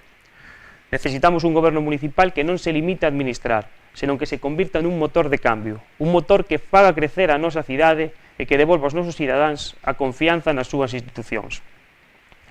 Hoxe non só estamos aquí para sinalar o que non se fixo ben, senón para construir unha proposta de futuro para Betanzos. Unha proposta que aposte polo progreso, pero sen esquecer nunca as nosas raíces, a nosa historia e as nosas tradicións. Porque ao final, o verdadeiro cambio non se logra con promesas baleiras, senón con traballo, con compromiso e cun goberno que poña Betanzos e os seus habitantes no centro de todas as súas decisións. Chegou o momento de pensar en grande, de mirar ao futuro e de tomar o rumbo que a nosa cidade necesita. Betanzos merece máis e conseguirémolo se todos nos unimos para exixir unha alternativa que poña os intereses da xente por encima de calquera outra cousa. Un goberno de Betanzos, por Betanzos e para Betanzos. Nada máis nesta primeira intervención. Moitas gracias. Moitas grazas. É o turno da voceira do Bloque Nacionalista Galego. Ten a palabra. Boa noite a todos e a todas, aos presentes e aos que nos venden da casa. Eu vou ser rápida tamén. Vale, resulta moi pertinente realizar este debate neste momento, casi no ecuador da legislatura que nos corresponde, na do 23-27, para avaliarnos o estado actual do noso municipio e cales son as nosas perspectivas de futuro. Se pensamos en maio do 2023, no que aconteceu dende esas eleccións, a veciñanza de Betanzos castigou o goberno socialista por gobernar de costa a elas, por imposición, sen diálogo dun pexón desarrollista, polo gasto en publicidade, propaganda, por falta de proxectos e pola excusa do COVID. Neste momento, en Betanzos, contamos cun goberno do PSOE esgotado, sin ideas nin propostas para conseguir que o noso concello avance. E contamos tamén cun PP nunha dereita instalados no canto peor millor, instalados na mentira e na crispación. Fronte a todo isto, dende o BNG, intentamos, pleno tras pleno, iniciativa tras iniciativa, ofrecer respostas en positivo e buscar sempre unha oposición constructiva e responsável. Sendo consecuentes con esa responsabilidade, hai 2 anos apoiamos a investidura do goberno do PSOE como opción menos mala, porque todos sabemos o que defende as dereitas, e no BNG nunca o compartiríamos. Defendemos políticas para as maiorías sociais, como fixar taxas e impostos municipais atendendo á capacidade adquisitiva das persoas, establecer bolsas para non excluir a ninguén nin do ensino, no conservatorio, bueno, o que ven a ser que pague máis quen teña máis. No obstante, o equipo de goberno socialista está demostrando que non ten capacidade real nin un proxecto que permita que Betanzos avance. No BNG apoiamos a investidura do goberno actual, mas eso nunca significou que contase con un cheque en branco. Nós somos moi críticas coa actuación do PSOE ao longo destos 2 anos, nos que nos deixan un concello moito máis endebedado sen que iso sirva para que a veciñanza teña nin máis nin mellores servizos, máis ben o contrario. Este é o tema que máis nos preocupa, a situación económica. Como todos os betanceiros coñecen, o noso concello atravesa unha situación económica sumamente preocupante. Neste momento, o concello está intervido de facto por Facenda, que pagou os máis de 2,5 millóns de euros que o concello lle debía aos provedores municipais, que en algún caso levaban ata 1 ano sen cobrar. Ademais, no 2024, o concello tivo que pedir un crédito de 1.300.000 euros que vai haber que pagar cos seus intereses, igual que tamén haberá que pagar con intereses os cartos que Facenda adiantou. Pensemos que o Concello de Betanzos, con un orzamento que ronda os 10 millóns de euros, ten unha débeda contraída de casi 4 millóns. No BNG fomos durante os últimos anos, especialmente neste mandato, sumamente críticas coa xestión económica do equipo de goberno, non é algo novo, e seguimos a selo. A día de hoxe nada cambiou no modelo de xestión do PSOE. Continúan vostedes incidindo nun gasto superfluo e innecesario, concelleiros a feiras de turismo, agapes descontrolados, publicidade, agasallos institucionais que non melloran a vida da veciñanza e non se tomaron medidas de peso para reverter a situación económica que temos actualmente. E o máis importante, a veciñanza segue sen saber cantos cartos imos deixar de ingresar do Estado mensualmente debido á desastrosa xestión económica do goberno e á irresponsabilidade populista do PP, que se negou a aprobar un plan de axuste cunhas condicións económicas moito máis favorables para Betanzos que as que agora imos ter que asumir. No mes de marzo, a día de hoxe, concretamente con esta situación económica que acabamos de describir, o goberno segue co orzamento do ano pasado prorrogado e sen pedir a chega siquera para o orzamento do ano do 2025. Unha completa irresponsabilidade desde o noso punto de vista do goberno local que, a pesar da insistencia continua do BNG na necesidade dunha planificación económica e de un plan para sanear o concello, segue sin modificar en absoluto a súa forma de actuación na xestión económica. Outro dos temas fundamentais ao falar de Betanzos é o noso patrimonio. Hai uns días, nun xornal de tirada mensual, dicía o PSOE que Betanzos este era o ano para o renacer do noso casco histórico. Temos que discrepar, como xa dixemos outras veces. As rúas do noso casco están cada día menos vivas e refliten ás claras a desidia en que está sumido o noso concello. Derrubes frecuentes, casas en estado deplorable, suciedade e amarelo. Amarelo Betanzos por todas partes. Edificios e máis edificios cubertos de fibra amarela para evitar o seu colapso total. A respecto do noso casco histórico, tanto a Xunta como o goberno local gabábanse de ter rehabilitado e posto en alugueiro algo máis dunha decena de casas, cando hai casi unha centena que ameazan con caer a día de hoxe. O goberno local gabábase tamén da rehabilitación do mercado municipal, un edificio no que tamén comentamos que se investiron 2 millóns de euros de cartos públicos para encher de hostelería e mudarlle a súa función, cando podía ser o polo comercial para todo o municipio, completando a súa oferta de mercados con produtos de tempada, artesanía ou antigüedades, apoiando e permitindo competir aos produtores locais e aos creadores da contorna, e non ser privatizado e xestionado por unha empresa privada. Da mesma maneira, sacan peito pola instalación do novo mobiliario dos parques do casco histórico. Retomo que xa dixemos neste salón moitas veces, comenzamos a casa polo tellado, aplicamos maquillaxe a un enfermo terminal. Estes investimentos, sendo positivos, non eran o que o noso casco necesitaba e non foron acompañados de medidas reais que o fixesen efectivos, como un plan de mobilidade, un plan de activación e a rehabilitación ou un plan de dinamización do comercio local. Betanzos necesita fixar poboación no casco histórico, facilitando a rehabilitación da vivenda e dando servizos para a veciñanza, creando zonas de esparcemento e vida comunitaria. Fai falta que se entenda que o patrimonio é o millor atractivo económico de Betanzos e actuar en consecuencia, con un tránsito que priorice as persoas e que garante a actividade comercial nas rúas e nas prazas do casco histórico. Este goberno foi incapaz en todos estes anos de presentar un plan de acción real para revitalizar a zona que debía de ser o motor económico e social, cultural de toda a comarca. Sí, de toda a comarca, porque Betanzos, solo posúe Betanzos esta zona monumental de toda a contorna. Os investimentos dos que se gaba o goberno do PSOE son para os de fora, para o turismo, para disfrute dos demais, non para dar servizos e comodidades á veciñanza que reside aquí. A súa inacción, a falta de información sobre axudas, a falta de dinamización da oficina de rehabilitación e toda unha política de desprestixio e abandono fai que o casco histórico este cada día un chisco menos vivo. Seguimos a falar de patrimonio. Que pasa co patrimonio industrial? Que propostas teñen vostedes para a fábrica da luz? Deixala caer igual que o secadoiro? Ou para a arquitectura tradicional que desaparece? Fontes, lavadoiros, hórreos, o pasatempo do que falaron vostedes? Unha das nosas grandes xoias segue pechado dende o 2017, a pesar de ser declarado BIC no 2020. O PP na Xunta aínda contratou as 2 fases seguintes da rehabilitación o ano pasado, eso sí, despois de meses de presión do BNG.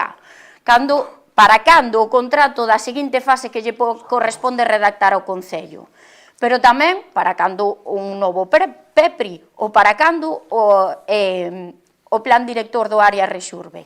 Para cando o plan de mobilidade para avanzar na peatonalización do casco histórico. En definitiva, para cando unha verdadeira política de patrimonio que poña en valor o noso enorme legado, que é, ademais, a nosa grande oportunidade de futuro. Falemos agora de urbanismo. En setembro do 2021, aprobouse de maneira provisional o pexón do Concello de Betanzos, co voto en contra do BNG. O BNG exixía facer un plan centrado nas persoas, evitar encher as beiras dos ríos de formigón para mantelos vivos, eliminar o vial de infesta, garantir o carácter dos núcleos rurais cun crecemento ordenado, ordenar o casco histórico con zonas verdes e libre e evitar construir nas zonas inundables. O compromiso era sacar adiante este plan que garanta que Betanzos vai seguir sendo Betanzos nesta primeira metade de mandato, pero xa está vencendo o goberno do PSOE non cumpliu os compromisos asinados. Se falamos de palabras que leva o vento e de papéis que terman do que lle poñen, podemos falar dos servicios de igualdade. Anunciaba o PSOE tamén que o 2025 vai ser o ano da creación do CIM de Betanzos. De momento, non hai ninguna realidade a este respecto. E que foi do centro de día, que podía axudar a soportar día tras día a carga que levan sobre os seus lombos os coidadores, que foi do centro de orientación familiar que nos evite trasladarnos a Coruña, que foi das medidas que axuden a conciliación familiar e laboral Ten este goberno municipal algunha medida real no referente ás políticas de igualdades? Neste tema, máis que ningún outro, os anuncios adoitan non tornarse en realidade. Como tamén outro tema de suma importancia, o do ciclo da auga. Hai case 2 anos, vivíamos os peores momentos do noso concello ca crise sanitaria provocada pola contaminación da auga do río Mendo, polo norovirus. Como levamos anos denunciando, as verteduras constantes aos nosos ríos provocan un problema sanitario para a veciñanza. Compre rematar as obras da ETAP dunha vez por todas. Esas obras que foron continuamente adiadas pola Xunta do Partido Popular, das que a última información que temos é que se ian entregar no primeiro semestre do ano pasado. Seguimos agardando. Mais compra apostar tamén polo cuidado da nosa ría e dos nosos ríos. Os feitos demostran que o que levamos anos exixindo debe tornarse en realidade. Unha ría e uns ríos limpos sin verteduras convértense en fonte de riqueza e mellorarían a nosa relación co medio que nos rodea. Para concluir esta primeira intervención, no BNG creemos que carecen vostedes do máis esencial, dun modelo de municipio. Non teñen un modelo de cidade nin de concello claro. Falan vostedes de mobilidade e non hai ningunha realidade detrás dos seus anuncios. Como poden anunciar que van traballar para ter unha cidade con máis protagonismo aos peóns cando fixeron desaparecer a única zona peonil que había? O casco histórico está cheo de coches, a praza de motos e o aparcamento das monxas que ia ser provisional sigue sendo un aparcamento. Agora instalan un circuito de cámaras de vídeo no casco histórico para controlar a mobilidade, mas onde está o plan de mobilidade en que se basean? En base a que normativa e a que criterios de acceso ou de prioridades, coches ou persoas? Porque a realidade que perciben as veciñas e veciños de Betanzos é outra moi diferente. Esa realidade fala dunha vida sumida na desidia, coas rúas vacías, sucias, que non levan a cabo ningún máis mínimo mantemento, en que se lle nega a veciñanza as atencións básicas, en que existe unha total e absoluta desconexión entre a cidadanía e o goberno, que os debería de representar e escoitar. Un concello que perde habitantes de maneira continuada. Fronte a todo isto, dende o BNG, levamos estes 2 anos facendo propostas en positivo sempre para mellorar a situación de Betanzos e a vida dos nosos veciños. No BNG temos un proxecto de cidade, un proxecto de concello que estamos dispostos a traballar para devolverlle a ilusión aos betanceiros e ás betanceiras. Nada máis nesta primeira intervención. Grazas. Moitas grazas, voceira popular. Moitas grazas, señora alcaldesa, e moi boa noite a todos e a todas, os aquí presentes e tamén os que nos están a seguir polas redes sociais. Efectivamente, alcaldesa, hoxe é un día moi importante para Betanzos, é a primeira vez que celebramos o debate do estado do municipio. Non se deben de olvidar que esta foi unha proposta do Partido Popular. Xa foi unha proposta do Partido Popular no anterior mandato, non se poido celebrar, e hoxe estamos aquí porque ese partido de ultradereita, como nos definen, resulta que fixo unha proposta para facer este debate. Hai moitos temas dos que nos gustaría falar, pero nos evidentemente non gozamos de 1h30 para intervir, senón que temos o tempo bastante máis limitado e a min gústame axustarme ao tempo e non pasarme. Antes de iniciar, gustaríame decirlle, señora voceira do Bloque Nacionalista Galego, que mire, vostedes foron os que facilitaron a investidura do equipo de goberno. E a partir de aí se puxeron de perfil, e se poñen de perfil todos os días, porque no plan de axuste, se o Bloque Nacionalista Galego votara en contra, que non o fixo porque se puxo de perfil e se abstivo, pois o plan de axuste sairía aprobado. Perdón, se votaran a favor, dixen en contra. Pero se vostedes votaran a favor, o plan de axuste sería aprobado. Entón, é moi lixeiro decir que a culpa é do Partido Popular, a ultradereita e os ultras do Partido Popular. O Partido Popular votou en contra e xa o explicamos naquel momento. Votamos en contra porque non íamos a permitir que os veciños tiveran a responsabilidade dunha xestión económica nefasta. Polo tanto, cada un que asuma a súa responsabilidade. E se non a queren asumir, bueno, pois decidan outra cousa. O que non imos a nos é asumir a súa irresponsabilidade e que agora se poñan de perfil. Pero, bueno, imos a ir ao que nos interesa aquí hoxe. Gustaríame agradecer pois todo ese repaso pormenorizado que fixo. O que decía do tempo non era unha burla, quer decir, evidentemente vostede ten que ter tempo e nos non imos a protestar nin a manifestar o noso desacordo porque utilice todo o tempo que teña, porque é importante. Por eso decía o que dixen ao inicio do importante deste día. Pero, bueno, polo límite do tempo me gustaría, bueno, pues tratar diferentes temas que dende o Grupo Municipal do Partido Popular consideramos os máis importantes e prioritarios, aínda que algúns xa se citaron aquí. O plan general, sí, é certo que o noso Concello non ten plan xeral todavía, vai camiño de 4 anos de que se aprobara inicialmente, con esas máis de 700 alegacións que fixeron os veciños e veciñas. Eu supoño que a vostedes lles pasará o mesmo. Eu, cada día que salgo á rúa, non hai día no que un veciño, polo menos, se achega a nós para preguntarnos que é do plan xeral, que vai a ocurrir, e é lóxico, é dicir, os veciños teñen que defender o seu, as súas propiedades, e teñen que saber o que van a poder facer nelas. Evidentemente, non é un documento fácil, nin sinxelo de facer, pero agora o tempo, bueno, pois xa non é pouco. O que pasou é, evidentemente, sin un plan xeral non hai cidade, nin pobo, que se poida ordenar e que poida evolucionar, que poida avanzar e que se poida desenvolver. Quizáis o máis importante, que poida crecer en todos os sentidos, non? Coincidimos, evidentemente, xa temos falado moitas veces con que o noso casco histórico debe ser un dos motores importantes do noso municipio. Por eso nos sempre presentamos propostas, moitas propostas en positivo. Por exemplo, que se creara a área Rexurbe, por exemplo, a importancia de non olvidarnos do Pepocho, é dicir, igual que no noso municipio é importante o plan xeral, pois no casco histórico o documento máis importante é ese plan de especial de protección do casco histórico que vai definir pois o futuro, pero tamén o presente.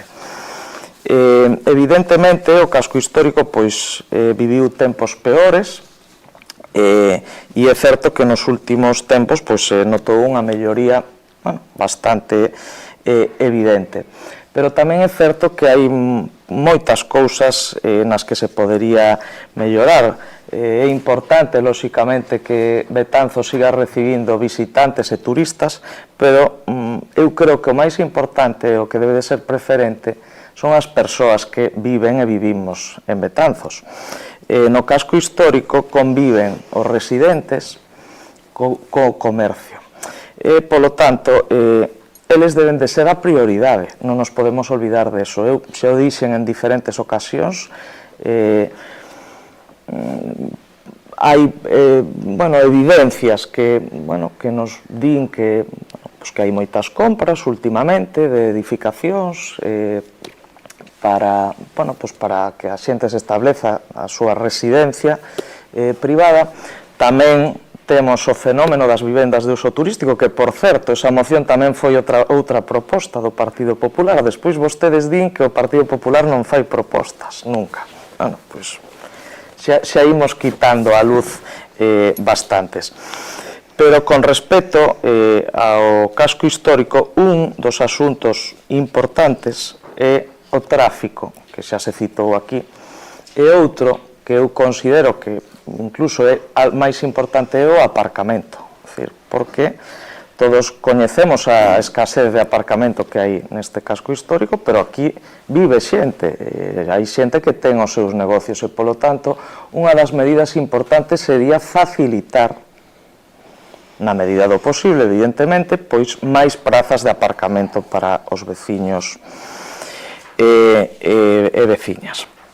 Non sabemos o que vai ocorrer ou en que situación está a área Rexurbe.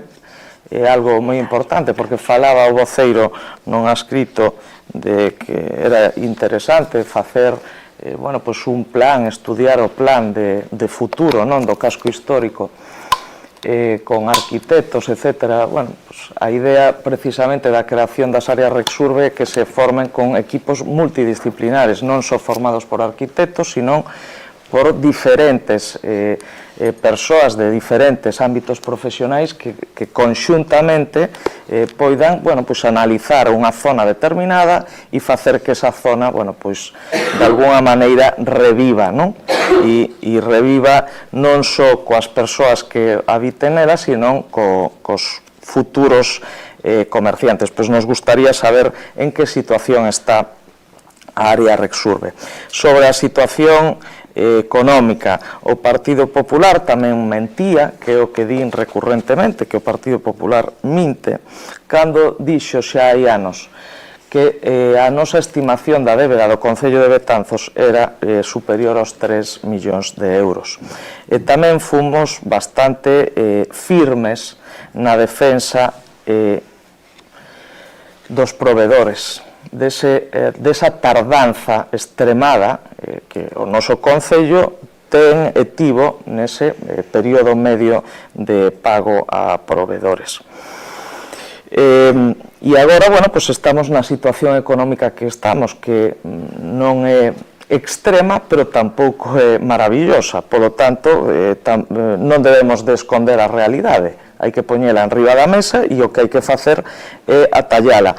Nos, no momento do plan de axuste, como dixen, xa manifestamos cal era a nosa opinión, nos non nos puxemos de lado, nos votamos en contra por un motivo que era para defender os veciños de Betanzos, porque non íamos a permitir que se lle incrementasen os impostos porque algo se fixera mal, regular ou fatal. Non sabemos, alcaldesa, vostede dixo que xa o Ministerio de Hacienda estaba a reter unha cantidade mensual, descoñecemos cal é esa cantidade, se non lo pode aclarar. Outro tema que xa se falou aquí é o da seguridade ou inseguridade, na que tamén o Partido Popular durante moitos anos non foron poucas as propostas que trouxo a esta sesión plenaria e o mínimo que se nos chamou foi alarmistas. Díxenos que aquí non había roubos, que eran hurtos, que eran cousas pequenas, que non había ocupacións, que non había nada polo que preocuparse, pero resulta que agora estamos na situación na que estamos. É certo que os índices incrementanse non só no noso Concello, non é algo exclusivo do noso Concello, pero sí é certo que a situación a vemos todos os días, e se están a crear situacións de medo, de pánico, incluso moitas veces, de desesperación. Claro que a unha persoa lle rouben o seu vehículo que utiliza para ir a traballar, pois non é un hurto, máis ben é un roubo, e que eso se repita constantemente, continuamente. Evidentemente o Concello ten a capacidade de actuación que ten, pero nós levamos moito tempo pedindo que se xuntase a Xunta de Seguridade local, que se pedira axuda a outras administracións, porque claro, evidentemente o Concello, a Policía Municipal fai todo o que pode e máis, que decir, non seremos nós os que digamos todo o contrario, e sabemos lóxicamente da colaboración da Garda Civil, pero ás veces se precisa de reforzos en situacións puntuais para atallar situacións que son preocupantes, que non son alarmantes. Eu creo que deberíamos de estar preocupados e ocupados con este tema, tal e como xa o dixemos en diferentes ocasións. Falou vostede da mellora do servizo de limpeza. É certo, é algo que se ve, que se nota, é evidente, pero non é suficiente, non se pode parar. Isto ten que ser continuamente os 365 días do ano, tanto co servizo de limpeza como no servizo de mantemento, principalmente no rural. É dicir, pois tampouco hai ningún só día non que non recibamos pois unha chamada ou un aviso ou que vayamos a visitar aos veciños do rural e nos trasladen pois as súas preocupacións, as súas queixas e as súas inquedanzas. Saben que levamos xa varias sesións plenarias trasladando unha moción proposta por cada unha das parroquias do rural, froito de unhas visitas que realizamos dende o grupo municipal con o grupo de veciños que nos queren acompañar, e así o seguiremos facendo. E, deixan moito que desear algúns dos viais municipais, o Estado, que tamén se falou de moitos dos parques infantís, e tamén, a veces o abandono que hai no que a adecuación das cunetas, etc. Outro tema importante é esa insistencia aos veciños e ás veciñas de que non descoiden o estado das súas fincas, a maleza, a limpeza, etc. Evidentemente, ten que haber unha colaboración cidadá, pero o Concello tamén ten que seguir a insistir porque senón se crean situacións de incomodidade, de inseguridade, de perigo e de incómodo para os veciños e as veciñas colindantes. E non me gustaría rematar este primeiro turno que xa vou un pouco pasada, sin falar da basura.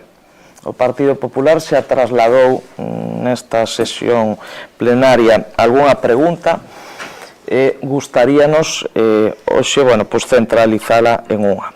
Vostede nos explicou durante diferentes xuntanzas que é certo que tivemos da situación do Consorcio das Mariñas, pero nos imos a falar do Concello de Betanzos, que é o que nos ocupa e o que nos preocupa. E houve un perdón, unha condonación dunha débeda, é dicir, un acordo extrajudicial coa empresa que, a UTE Albada, que é a responsable dese contrato de 2,9 millóns de euros, máis o 10% de intereses, e nós queremos saber por que se perdonou esa deuda, por que se chegou a esa conclusión e cantos euros lle corresponderían a Betanzos, cantos euros lle corresponderían a cada un dos veciños de Betanzos, froito dese perdón desa débeda. Máis nada nesta primeira intervención, gracias. Moitas grazas. Voceiro socialista, ten a palabra. Grazas, señora alcaldesa. Ben, vou tratar de utilizar única e exclusivamente o tempo que me corresponde. Empezaba o voceiro do grupo dos non adscritos de que Betanzos necesitaba unha alternativa seria.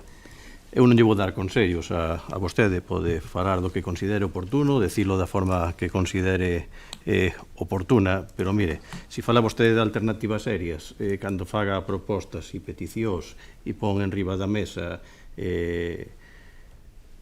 un programa de acción que levaría vostede a cabo, faga o con seriedade e non faga un conglomerado de propostas da que os concellos non temos ningún tipo de competencia, porque de todas esas propostas que vostede levou a cabo, a maior parte delas non lle corresponden a este concello, sino que son brindis ao sol. Está ben que nós teñamos que conservar o patrimonio, aí coincidimos, pero que teñamos que rehabilitar as igrexas dunha confesión religiosa cando non temos ningún tipo de competencia sobre as mesmas, pois faga propostas serias e que seipa e que vostede sabe ademais que os concellos temos competencias, porque se rehabilitamos esa igrexa de San Martiño que desgraciadamente debido a un temporal pois lle caeu parte do muro, probablemente estou seguro que no momento que pagáramos esa factura a señora interventora que teño aquí a meu carón diría que o estamos tratando unha subvención encoberta, unha malversación de caudais públicos por actual nunha propiedade que non era nosa, ou esa outra proposta, ese outro brindis ao sol que era que actuar en fachadas privadas, pois evidentemente eso non nos corresponde. E tamén falaba vostede do programa electoral que era un conglomerado de promesas baleiras e sin contido, e o teño aquí, o programa electoral co que se presentou este grupo de goberno, o Partido Socialista, as eleccións do ano 2023, que levaba 9 estaba tematizado en 9 apartados, que ten 69 apartados, non os vou a leer nin defender un a un. Uns 50 están cumplidos, desos 69, ou iniciado o cumplimento. Vese perfectamente todo o que está en verde está feito, ou iniciado. Por lo tanto, de promesas valeiras ninguna. Por eso, cando vostede fala de seriedade e de rigor, pois aplíquese esa petición que seguramente mellor lle irá. Cando fala de investir en patrimonio, pois mire, foi este grupo de goberno o que levou a cabo a recuperación do lavadoiro. Si é certo que ahora necesita outra actuación, pero non unha actuación integral como a que se levou a cabo mediante 3 fases durante diversos mandatos deste grupo de goberno: o Convento de Donas, o Palco da Música, o Pasatempo, o Casco Histórico, a recuperación de todas as rúas nas que se actuaron no casco histórico, que por decir algunha agora, pois se me recorda a Rúa do Pinche, a Rúa da Cerca, a Rúa de Santa María, a Rúa da Cañota, a Rúa da Fonte de Unta, a Rúa Hórreo, a Rúa Porta do Hórreo, a Rúa Nova, así facendo memoria e a Abuela Pluma. En todas esas rúas se actuou renovando a rede de servicios, a rede de auga, a rede de saneamento, a rede de pluviais e os pavimentos das mesmas.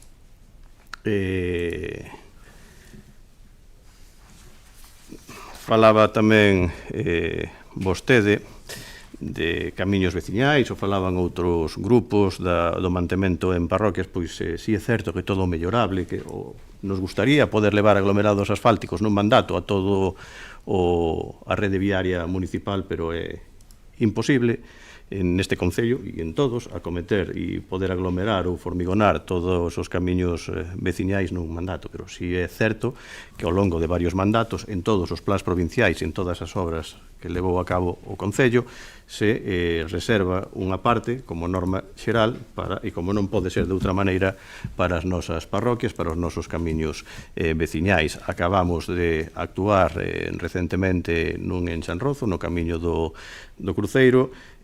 Acabamos de presentar ao Plan de Obras e Servicios outro proxecto de recuperación de camiños e vamos a licitar agora próximamente pois outro para recuperar o camiño do Aguieiro, o camiño de Fontela, un camiño en Vila de Suso e outro en Guiliade.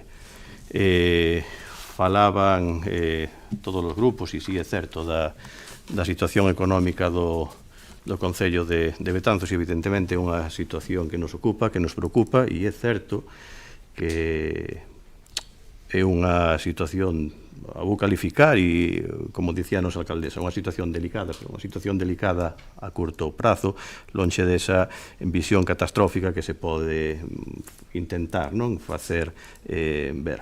E é certo, e non hai por que ocultalo, porque sería facernos trampas a nós mesmos, que debido a un incumprimento no período medio de pago a provedores no ano 2024, pois o Ministerio de Economía e Facenda nos incluiu de forma obligatoria no mecanismo de pago a provedores, un mecanismo de pago a provedores que levaba consigo un plan de saneamento. E aquí lle volvo a insistir neso da alternativa seria, porque vostede na súa primeira intervención decía que a única solución que trouxe este goberno a ese incumprimento foi ese plan de axuste. Non foi a única solución, foi a solución legal que nos obrigou o Ministerio a traer cando nos incluiu de forma obrigatoria nese mecanismo de pago a provedores. Por lo tanto, cumprimos co mandato legal de traelo e nos términos que tiñamos que traelo. Non foi a única solución, nin foi unha ocurrencia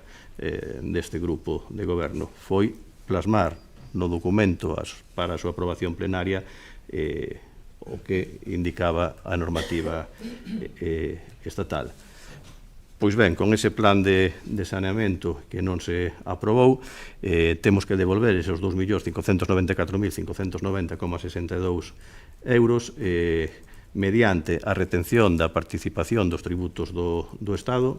É certo que hasta fai uns días non sabíamos o que se ia a reter, posto que ese decreto ómnibus que se pospuxo non permitiu que o Estado fixara as actualizacións da participación dos tributos do Estado que nos correspondían aos concellos e tampouco fixou ata a súa posterior aprobación unhas semanas despois cal era o tope máximo que nos podían reter as corporacións locais.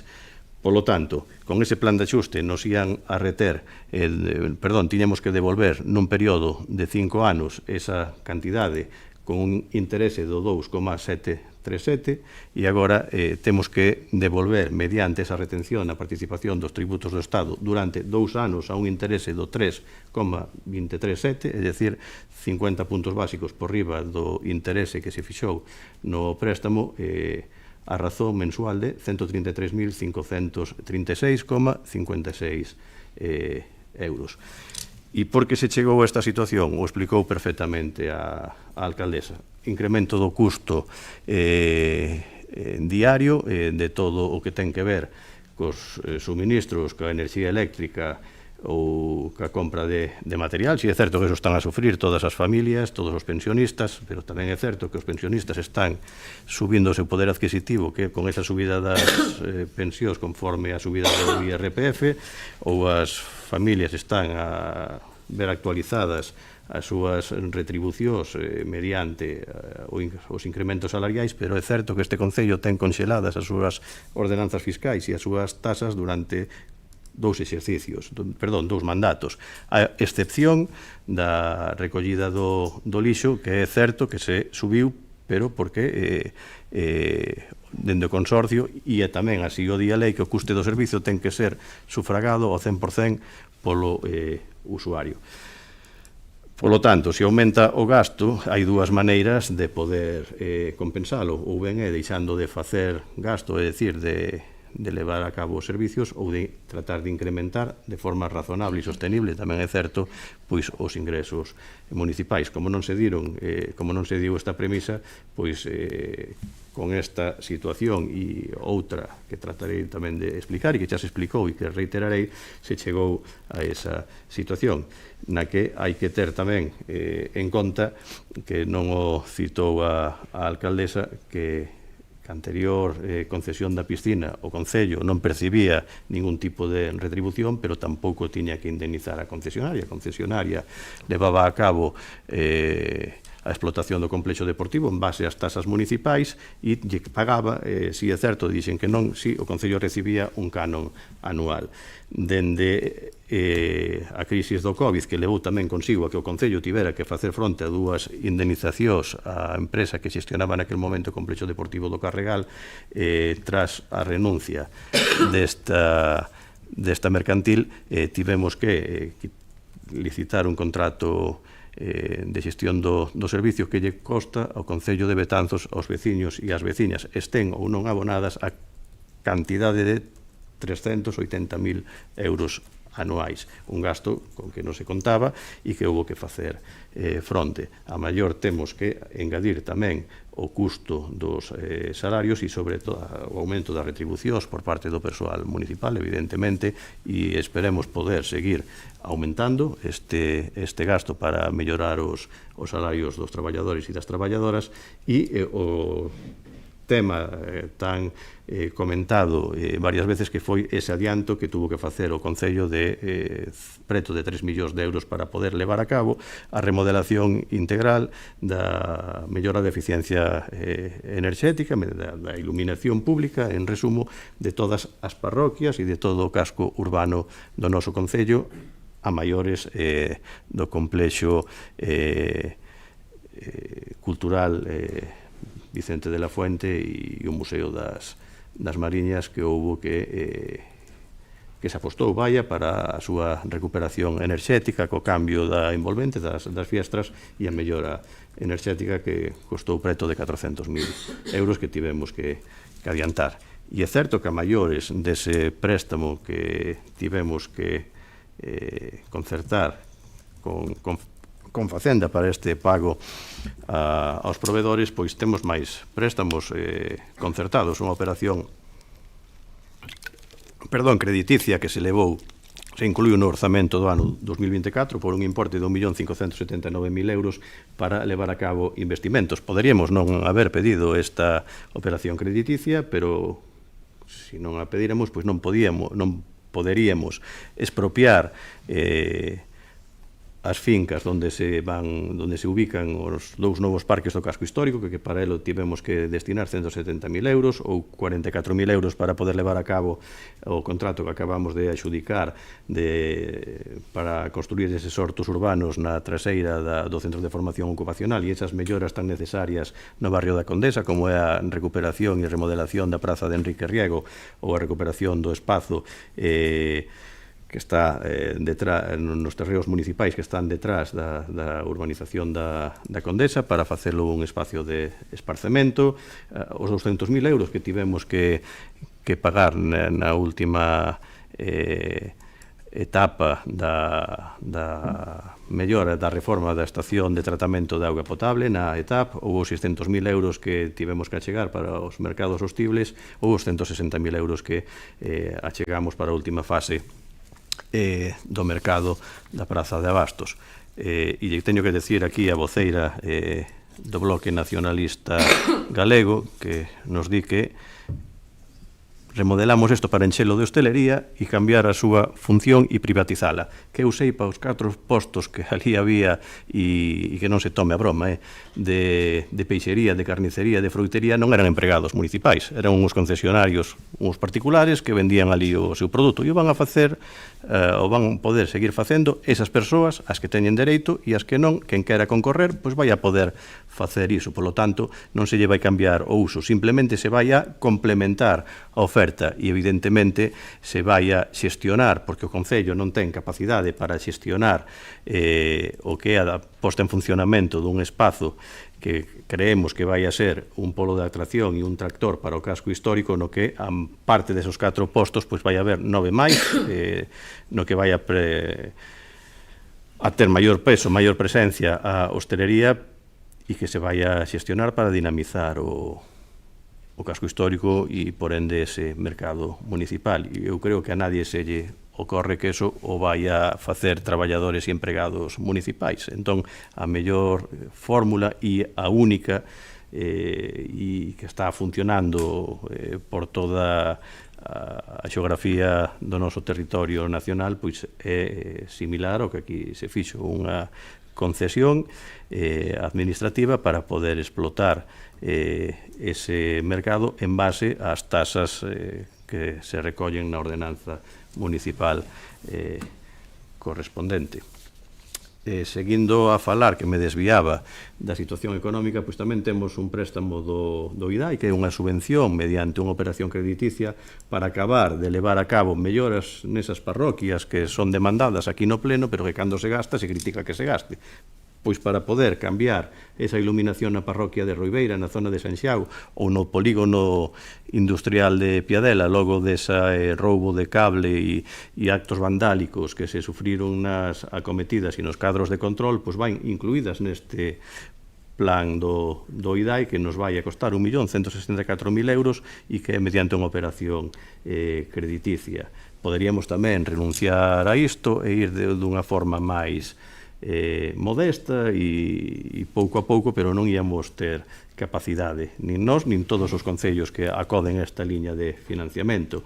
E tamén temos que devolver a día de hoxe, quedan pendentes 467.121,65 euros á Deputación Provincial da Coruña, que neses plans finalistas que levou a cabo e que se denominaban Plan de Aforros e Investimentos Provinciais, pois concurrimos e se aprobaron nesta sesión plenarias, pois poder acceder a eles, e que tamén é certo que a propia Deputación Provincial da Coruña nos últimos plans está destinando tamén unha cantidade finalista para que os concellos poidamos devolver ese préstamo con cartos que nos inxecta a Deputación Provincial da Coruña, en resumo, que non nos está a costar nada a maiores. E con estos plans pois podemos levar a cabo o cambio do alumbrado no Paseo Antolín Faraldo, no Alfolí, na Rúa Venezuela, mediante 2 proxectos distintos, a rehabilitación do convento de Donas. Esa recuperación fíxose con cargo a un préstamo da Deputación Provincial da Coruña.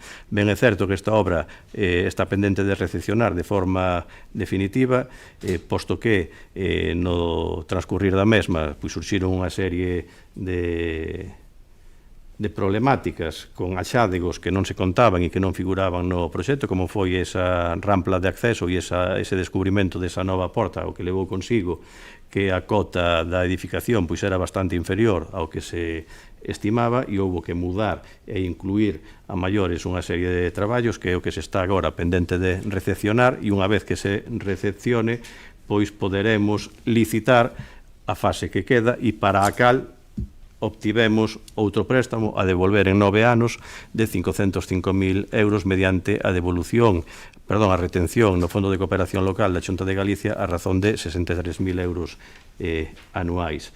Con esta segunda fase rematarase a recuperación completa dos elementos pendentes que quedaron na edificación e a urbanización do seu entorno e do seu acceso. E dentro do ese plan de aforros e investimentos da Deputación que falaba antes, non había citado a mellora da seguridade viaria da avenida Fraga e Iribarne, con aquela construción daquela tan denostada rotonda que ia impedir que o tráfico pudera fluir pola avenida Jesús García Naveira, que iba a provocar que os camións quedaran ali atascados, que os autobuses non puderan circular e que era un desastre. E aí está funcionando, non houve, gracias a Dios, ningún accidente, ningún atranco, ningún atasque, e todos os camións puderon xirar, virar e acceder ao pasatempo con total tranquilidade.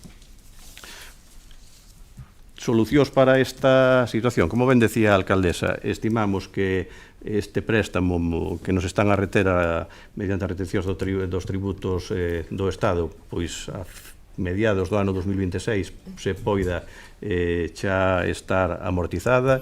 Ten que ir rematando, voceiro. Vale, xa agora mesmo remato. Os plans, a devolución dos préstamos, pero si teño unha segunda intervención, poderei seguir contestando. Acabo ca situación económica e despois sigo co resto.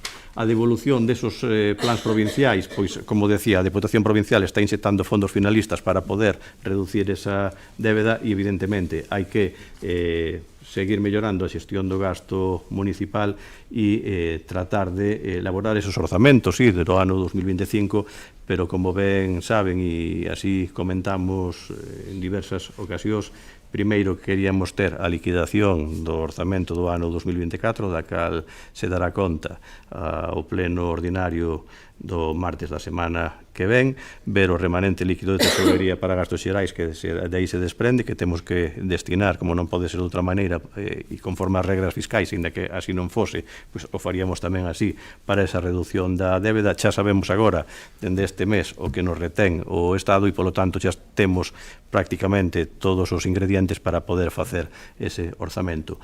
Aproveito para trasladarlle aos Grupo Popular, Grupo Nacionalista e os dous concelleiros do Grupo Non Adscrito que fagan propostas para esos orzamentos e que todos teñamos altura de miras, e co que estamos a criticar que é que non se presenten uns orzamentos, cando se presenten que se actúe con alturas de miras.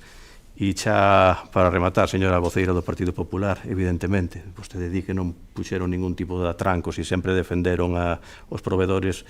Recórdolle que aquí nunha sesión plenaria votaron en contra dun recoñecemento extrajudicial para pagar facturas a esos provedores, e recórdolle tamén que o seu mesmo grupo no mandato 2011-2015 votou en contra dun recoñecemento extrajudicial de facturas para facer fronte a un pagamento de facturas impagadas que quedaran no caixón da xestión do Partido Popular. Votaron vostedes en contra, tiveron esa altura de miras de ser capaces de votar en contra dun recoñecemento extrajudicial de facturas que deixaran vostedes mesmos no caixón. Hai que contar todo. Despois sigo na mesma as cousas que quedan pendentes. Moitas grazas. Ben, despois desta primeira quenda, a miña intención era na primeira quenda falar do que xa pasou, nesta segunda quenda do que consideramos que vai a ocurrir nos vindeiros meses e un remate final na terceira quenda moi breve.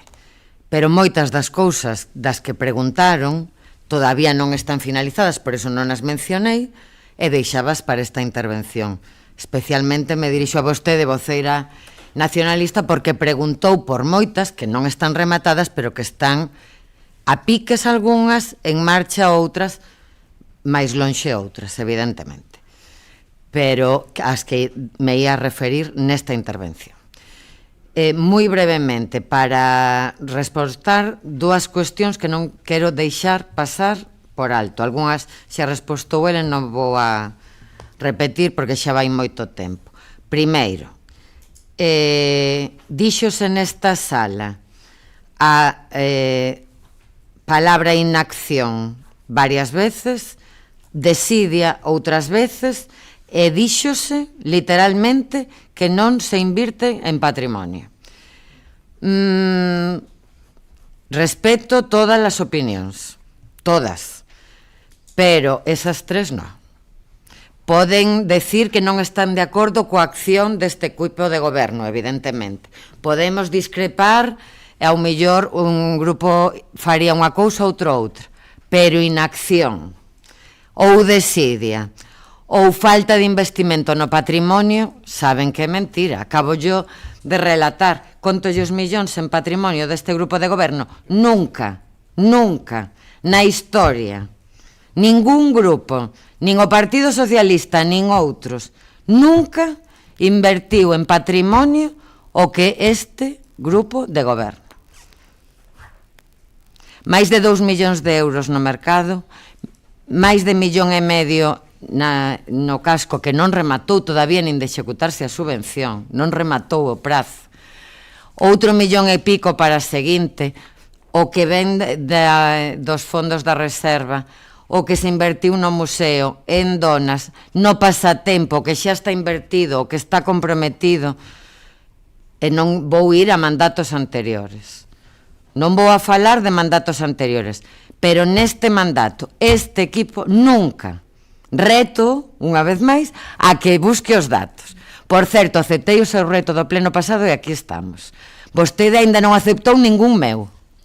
E sí, é verdade que no pleno pasado o Partido Popular levou unha moción para que se celebrara este pleno. Cumprimos. Aquí estamos, a 20 de marzo. É verdade que se celebrase este pleno estaba aprobado no Regulamento Orgánico Municipal hai anos. Aínda non era eu alcaldesa cando se aprobou eso, pero tamén é verdade que é o primeiro da historia. Creo que é sano, creo que é bo, e espero que sea o primeiro de moitos, un cada ano. A outra cousa incorrecta, totalmente, que se dixo é que Betanzos perde habitantes de maneira continuada. Escribín literalmente. Non é verdade. Se queren traíolles ao pleno ordinario os datos do padrón. Históricos, oficiais. Se queren traíos. Non ganamos moita, é verdade. Pero non estamos perdendo poboación. Dixo literalmente perde habitantes de maneira continuada. Vou traer eses datos para dar conta a toda a corporación. Ben, centrándome no que quería decir nesta intervención, que resposta a moitas das cousas aquí plantexadas, que actuacións entendemos no equipo de goberno que se van a levar a cabo, que van ser unha realidade antes do seguinte pleno sobre o estado do municipio, que, como di o regulamento, debe ser nos 2 primeiros meses do ano. Pois vou a, sin dar moitos detalles, porque, repito, estendinme moito no primeiro, na primeira intervención. Quedou deserta a licitación da Praza de Doña Águeda. Estamos para volver a sacar e espero que este axudicada e executada a humanización e a solución dos problemas que ten a Praza de Doña Águeda. En poucas semanas comezará a recuperación integral da Avenida García Naveira. Como saben, irá acompañada dunha sustitución de todos os semáforos desta avenida, moi concurrida tanto por persoas como por vehículos, e unha das entradas claras ao noso municipio. Tamén en semanas espero que comece a creación dos hortos urbanos na zona de Bellavista, unha zona degradada, é verdade, e que non hai moitos aí en prensa, que contará con 68 hortos urbanos que contribuirán pois á participación cidadá, á agricultura ecolóxica, ao medio ambiente e tamén a evitar unha zona degradada, coñecida por todos. Tamén unha área verde de ocio na parte alta da urbanización da Condesa, para que nos entendamos, tamén nunha zona que hoxe en día está bastante degradada. Tamén nesa zona da Condesa comezará a rehabilitación da Praza Enrique Riego no centro da Condesa, que non se limitará a un lavado de cara, por así decir, senón que incluirá, falo de memoria, unha zona para xogos tradicionais, unha zona para circuitos en bicicleta, para xogos de balón, ademais de mellorar todo o pavimento e humanizala, e tamén mellorar as gradas que ten esa praza. Tamén en semanas comenzará as obras na rúa ou praza Imprenta Villuendas. Tamén, por fin, este ano contamos e debemos celebrar que esperamos que comecen as obras desta segunda fase no Colexio Vales Villamarín. Por fin, a Xunta de Galicia presentou o proxecto no Concello e contamos con que unha vez teñan a licencia con todos os favorable, comecen as obras, como saben, imprescindibles nun centro de preto de 1000 alumnos e alumnas. Acabamos de aprobar no pleno pasado sacar a licitación un servizo fundamental como é o servizo de comedor e de mañanceiros, tanto no Vales Villamarín como na Escola Infantil Municipal. Terá que sair este ano tamén a licitación o servizo de axuda no fogar. Teremos que tomar unha decisión en torno á piscina municipal, cando contemos con ese estudo de remunicipalización, a viabilidade ou non, e pensar ben e decidir este ano a inclusión desas melloras nese complexo deportivo do Carregal que necesita para optimizar estes servizos que se prestan nese complexo e poñelos á altura do que necesita no ano 2025. Falaron varios grupos do PEPRI ou PEPOCH. Firmei esta semana, non recordo que día en concreto, pero sí que foi estes días, a solicitude de informes sectoriais para este plan de protección do casco histórico. En canto estamos á espera dun informe para poder traelo a pleno, e en paralelo traelo a pleno, e xa firmei a solicitude, como dixen, deses informes sectoriais necesarios para o seu desenvolvemento. E con isto quero decir que se traballou, que se traballa e que está en marcha. E o gallá, antes do seguinte debate sobre o estado do municipio, pois veña a aprobación deste salón plenario. Plan Xeral de Ordenación Municipal, documento fundamental para Betanzos, decía, creo que a voceira popular, que é fundamental para o crecemento de calquera municipio, crecemento entendido no sentido máis amplo da palabra, non só urbanístico, senón tamén de mobilidade, tamén social e tamén económico. Antes de que remate o ano, virá esa aprobación provisional e xa pasará, resolveránse as alegacións, esas 700 alegacións dos veciños e veciñas, e mandaráse a Xunta para ese informe definitivo e aprobación definitiva. O plan de mobilidade.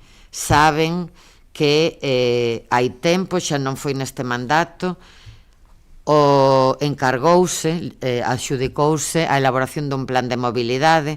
Saben tamén, porque xa se falou neste salón de plenos, que ese plan de mobilidade ten moitas cousas positivas, creemos, pero tiña incongruencias co plan xeral e coa idea para o casco histórico, de esa idea que sí temos de proxecto para o casco e para a nosa cidade.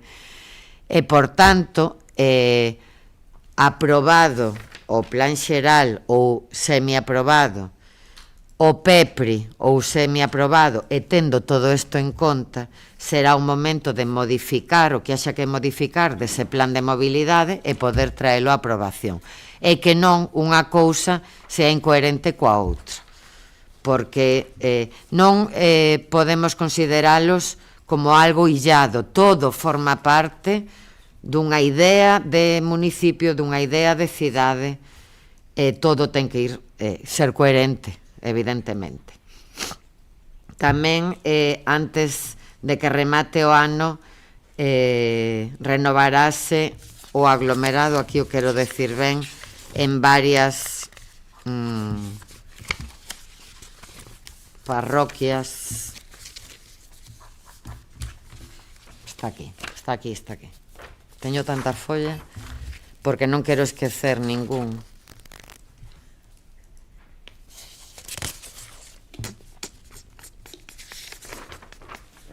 Bueno, pois non encontro. No camiño do Aguieiro, varias en Vila de Suso, varias en Piadela e Guiliade. E o Piñeiro. Apúntanme e o Piñeiro. Certo. Tamén está adxudicado e comezará en pouco tempo o proxecto que incluía a renovación e a mellora e humanización da Rúa do Rollo e tamén medidas de seguridade en diversas zonas do municipio. Tamén a rúa que ten unha necesidade importante, López da Torre, que xa fora incluída en plans anteriores. E tamén algo que non é unha obra en sí, pero que se vai a desenvolver antes de que acabe o ano e que está en coordinación con todo o que falei na miña primeira intervención, que é a reestructuración das feiras quincenais e do mercado semanal, que queremos poñer en valor, mellorar sustancialmente, entendendo como un patrimonio de Betanzos tamén é importante para a dinamización económica do noso municipio. Por suposto, dixen e manteño que antes de que acabe o ano, espero, o gallá coincidindo co 25 de novembro, poidamos inaugurar o CIN de Betanzos. A intención é esa. Falouse, non sei se no último pleno ou no anterior. No último. Manteño a miña palabra. Non lle podo tolerar, todo é mellorable, pero non diga que non se fai nada en políticas de igualdade, porque este concello é un referente, e presumo diso, en políticas de igualdade. Temos unha técnica de igualdade. Na última relación de postos de traballo, que tamén se fixo neste mandato e non dixen, creouse a praza, porque creemos firmemente niso. E fanse moitas cousas a prol da igualdade. É un esforzo enorme en competencias impropias e que favorecen a igualdade, que vostede e toda a corporación coñece, pero tamén en programas específicos de igualdade. Todo é mellorable, evidentemente, pero non podo deixar de defender a labor que se fai dende o Servizo de Igualdade, dende os Servizos Sociais Municipais, neste senso. teña que decilo. Ciclo da auga, ETAP, é verdade, non rematou, non está entregada, sabemos, falouse aquí que houbo un retraso considerable por mor do suministro eléctrico, que creemos está solventado e que entendemos que en breve rematará e se entregará, pero non podemos esquecer que o proxecto orixinario e firmado con este Concello xa hai anos falaba de obras por valor de 3 millóns de euros. Non debemos esquecer que o que se nos vai entregar viuse reducido co paso de tempo a 1 millón de euros IVA incluído, máis os 250.000 euros que puxo este Concello, os veciños e veciñas de Betanzos. Por tanto, sí, o que se fixo é moi importante, é necesario, pero falta. Falta só pensando naquel proxecto que, como digo, pois era Moncho alcalde, o mellor é do ano 16 ou 17. Por tanto, sí, pero falta. Centro de día. Non nos esquecemos tampouco, non é competencia municipal, aínda así, eso non estará este ano, tamén o digo. Non é verdade, non estará este ano. O centro de día, como saben, recurrimos a fondos europeos que non nos concederon, como outros, porque falamos dos que nos concederon, pero pedimos moitos máis que non nos concederon. O centro de día en concreto non nos lo concederon, sí. Daquela pasamos a plan B, plan C, plan D, os que fagan falta para poder contar o máis pronto posible cun centro de día en Betanzos. Hoxe pola tarde, tuve unha xuntanza falando, buscando vías para poder contar cun centro de día en Betanzos. Entón, é unha constante desta alcaldía e deste equipo de goberno, aseguro, pero non vai estar seguro antes do seguinte debate sobre o estado do municipio. O Gallá poida ter boas novas sen este tema, pero Fábrica da Luz, non desistimos tampouco, pero non se fixo, non me deu tempo a falar de todo. Hai moito, Betanzos ten moito. A Fábrica da Luz, evidentemente, un ben patrimonial de Betanzos, importante para Betanzos, que está en mans privadas, a día de hoxe, que o primeiro que temos que facer, como ben de interese que é de carácter industrial, é non permitir que o deixen caer. Non se permitiu. Fixeron algunha obra de mantemento, vou a decir, últimamente coa presión municipal, pero non é municipal a día de hoxe. Non renunciamos a que o sexa. Eu podería ter moitos proxectos para ese, pero é privado. Eso hai que respetar. E tamén se falou dos edificios do casco histórico. Si, é certo, hai moitos. Avanzouse en moitos, mellorou a situación de moitos. Creemos que o traballo conxunto que un chama a outro, se amaña un cerca de tipo, todo eso é bo. O que fai a Xunta de Galicia é bo, o que fan os propietarios privados é bo. Creemos firmemente, defenderei ata a saciedade que o que está a desenvolver o Concello é bo, pero que non ten capacidade o Concello, pero non neste momento coa situación económica que temos, senón en ningún momento é para actuar como está a facer a Xunta de Galicia. Pois poderíamos actuar un mellor con unha, pero non de forma clara. E repito, os propietarios e propietarias teñen que ser conscientes da súa responsabilidade. Con mecanismos públicos tratamos de forzar a venta forzosa, órdenes de execución. Evidentemente temos mecanismos lentos casi sempre, que eu comprendo moi lentos para a cidadanía, pero entendemos que é o camiño. O Concello non pode mercar todos aqueles edificios que están en situación degradada e rehabilitalos, pero sí pode incentivar, sí pode dar todas as facilidades posibles, sí pode colaborar con outras administracións en esas facilidades e sí pode poñer da súa parte. pero non podemos afrontar outra cousa a gran escala, evidentemente. E non podemos esquecer tampouco que non é unha competencia directamente propia, pero tampouco podemos esquecer que o problema da vivenda e no casco histórico máis se cabe, que é un problema xeral, debe ocuparnos e preocuparnos tamén a todos e a todas. E as políticas de todas as administracións deben ir, creo eu, estamos no momento de que vayan encamiñadas a iso, porque debe ser unha prioridade. Fun moi rápida, seguro que me esquezo de cousas tamén. Penso que este 2025 vai a ser un ano importante no patrimonio e en outras recuperacións de espazos públicos e de creación de servizos públicos. Remato contestando ao tema do consorcio. Moi brevemente, se quere noutro pleno esténdome máis, expliquei no pleno pasado que todo é un conxunto, que se chegou a como un acordo a 3 bandas global. Esa mensaxe de perdón da débeda non se axusta á realidade.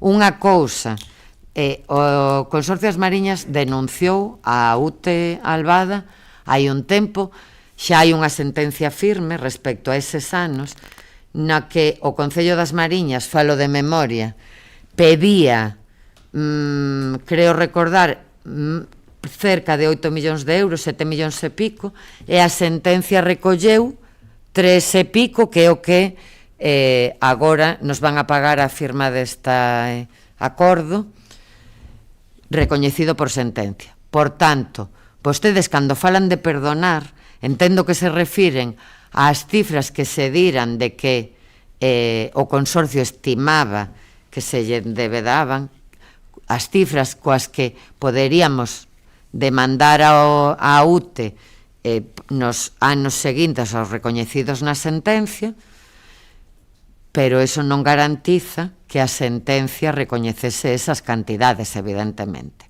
Entón, partindo, chegouse a estas cantidades, a primeira por sentenza xudicial e a outra, a dos anos seguintes, do 21 ao 20, a actualidade, falo de memoria, calculouse e os técnicos do consorcio o fixeron e teñen os informes favorables, dixeno o outro día e manteño, porque senón non o íamos acordar. Calculouse en base aos cálculos que se fixeron na sentencia, partindo da cantidade que estimaba o consorcio e restando a esa cantidade o que na sentencia se resta, que son gastos, falo de memoria, pero dareille os datos, en enerxía eléctrica, bueno, uns gastos que se estima que hai que deducir e que como consecuencia dan esa cantidad de preto de 6 millóns de euros, me parece, e que en total superan os 9 millóns, e que nos van a pagar neses prazos que dixen outro día. Pero non é unha cantidade ao azar, nin que se perdone nada. Calcúlase, e os técnicos do consorcio, neste caso, fixeron un magnífico traballo, en base aos cálculos que se fixeron para o primeiro período de tempo, que se fixeron en sede xudicial. Quedoulle claro? Por tanto, non podemos falar de perdonar unha deuda. O consorcio ten que defender por riba de todo aos concellos que estamos nel e cada alcalde e alcaldesa aos seus veciños e veciñas. Por tanto, é importante ter claro que se nos vai, entendo, a pagar, e repito, cos informes favorables dos habilitados e co voto unánime dos 8 concellos, o que, trasladado a todo este tempo, o que se calculou por sentencia xudicial. E outra cousa que lle pido é que non mezcle o que é o tratamento coa recollida, porque nun comunicado que enviou, que vin, mezcla outra vez a recollida, que é deficitaria e que ten moitas carencias e que xa expliquei aquí que se responde a un contrato de hai 20 e pico de anos, evidentemente precisa dunha mellora sustancial.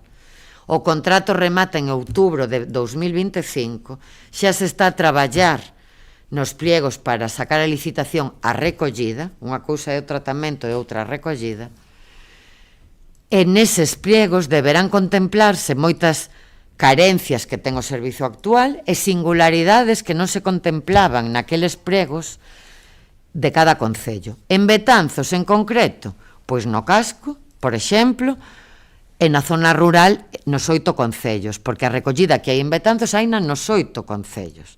Nos máis urbanos, nos máis rurais e nos intermedios como Betanzos. Entón, que hai que mellorala? Evidentemente. Na zona urbana? Evidentemente. No casco? Sen dúbida. Que neses plegos esperamos ter todas esas singularidades e características en conta e sacalo a licitación e que mellore sustancialmente a recollida de lixo. Esa é a intención. Repito, terán que sacarse os pliegos pois nos vindeiros meses porque o contrato remata en outubro de 25. E o Gallá non se teña que prorrogar ningún mes. O Gallá este axudicado o novo contrato coincidindo con esa data. Dende logo, sí, antes do seguinte debate sobre o estado do municipio, espero que este axudicado e que esa mellora na recollida do lixo tamén sea visible pola cidadanía de todo o consorcio. Ben, creo que agora fun moito máis rápida. Comezamos a segunda rolda de intervencións. Voceiro non ha escrito, ten a palabra. Grazas, señora alcaldesa. Ben, vou empezar dirixíndome á voceira do BNG, porque si estamos realizando este debate con este goberno municipal é tamén gracias ao BNG, un BNG que acusa este goberno de non ter ideas, de non ter propostas, e cito textualmente: o goberno do PSOE non cumpriu os compromisos asinados. O goberno do PSOE patrocinado polo BNG de Betanzos. Pois ben, chegados a este punto, despois de moitas veces de insistirlles neste tema, eu xa só nos queda facerlle unha proposta, e é que nos sentemos vostedes, o Partido Popular e nós, e que tentemos chegar a unha moción de censura.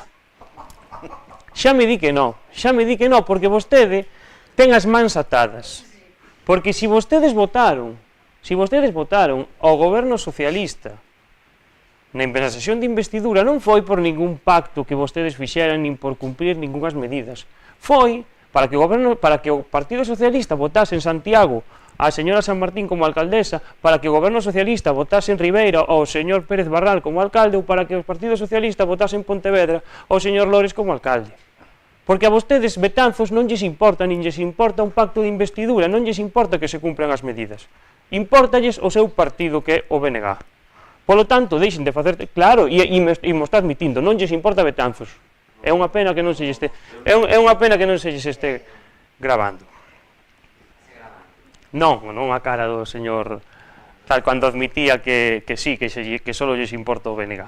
Está ben, xa o sabemos, pero non fagan teatro, por favor, porque veñen aquí a dar leccións a todo o mundo, e ao final a realidade é esa. A vostedes importanlles os votos que fan ao BNG alcalde noutro lugar, e que aquí vostedes venden para facer alcaldesa a señora Barral ou o Partido Socialista. En fin. Señor Fernández, bueno, eu sí que lle vou admitir os consellos, porque non, vostede é un dos políticos máis hábiles que hai nesta sala. Se estivera no Partido Popular seguramente non me podería decir isto, pero bueno, pero ainda así vostede sabe perfectamente que nin eu propuxen que o goberno local ou que o concello tivese que restaurar unha igrexa, nin que tivese que restaurar fachadas privadas. Falei de mecanismos públicos que tamén mencionou a señora alcaldesa que hai para facilitar ou para apoiar. Non que o concello, lóxicamente, teña que meterse aí, que lóxicamente sería unha ilegalidade. Ensinaba vostede o seu programa electoral e marcaba que o que estaba marcado en verde ou estaba cumprido ou estaba iniciado. Esperemos que non este iniciado como o Convento das Donas, do que vostedes falaron, que se iniciou e seguimos agardando. Vale, invertir en patrimonio, eu entendo que vale, está moi ben a rehabilitación do mercado, os 2 parques, pero claro, invertir en patrimonio, vostedes din ese plan, tal, poñer bancos, poñer maceteiros. Si para vostedes é invertir en patrimonio, eu non teño esa dúda, que xucen os veciños de Betanzos, son os mesmas xardiñeiras que vostedes estaban antes na súa primeira intervención falando da ornamentación e tal, que sacaron a licitación, un contrato para a ornamentación. Ahora, cando saíamos aí, se miramos á dereita, vamos a ver unhas macetas que teñen uns árboles todos secos que están cubrindo aí o noso patrimonio.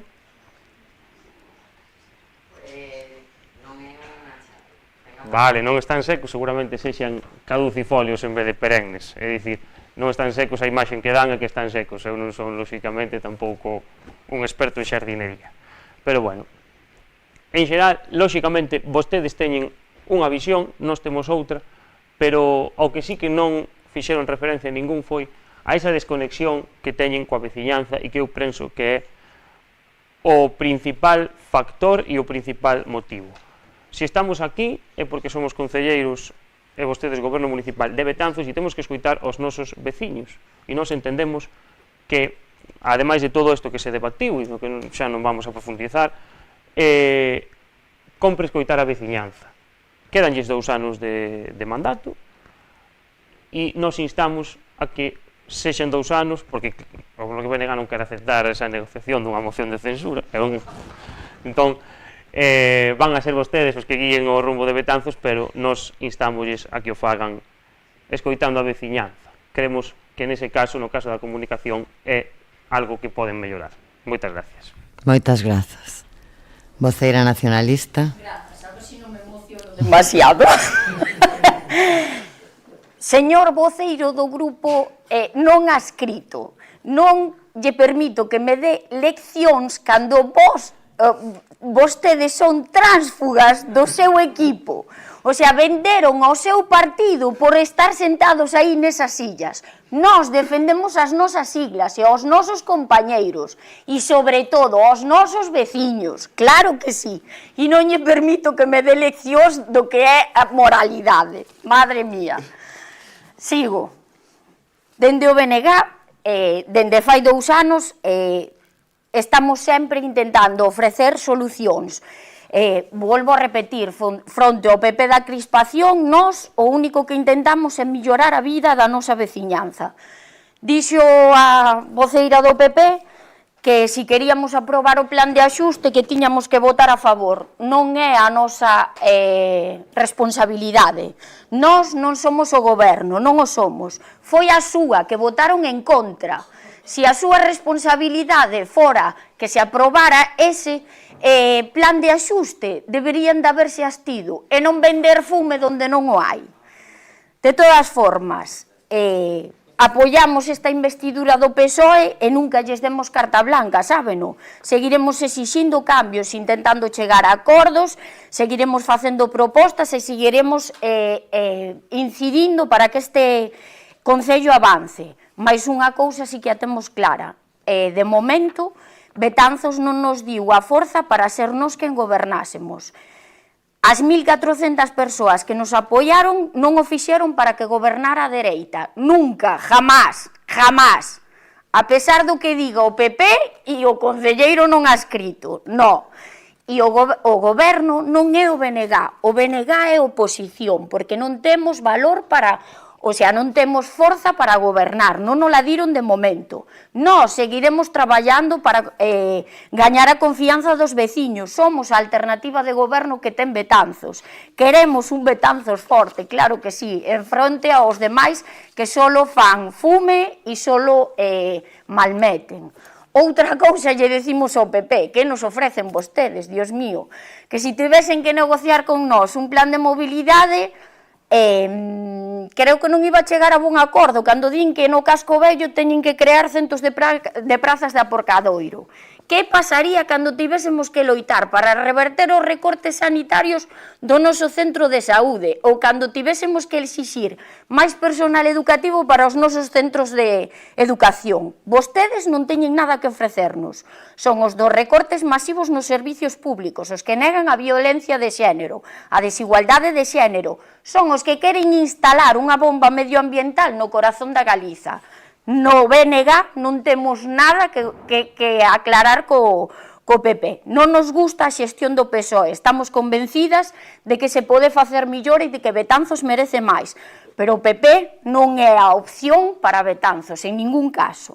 Fronte a todo isto, nos ofrecemos, como sempre, proxectos cargados de ilusión, pois levar a cabo un investimento real, máis alá, pois eso, das obras que nos den de outras institucións, un investimento pois que nos poña en valor como o reclamo que somos, como o patrimonio que temos, promocionar, como dixen antes, os sectores productivos, é dicir, temos o millor ferrado do país, o sea, Betanzos é rico en todo, en viño, en horta, en todo. Pois dinamizar a noso casco histórico pois con cultura, favorecendo a instalación de negocios e cunha bolsa pois de alugueiro para facilitar pois todos esos negocios que siguen vacíos.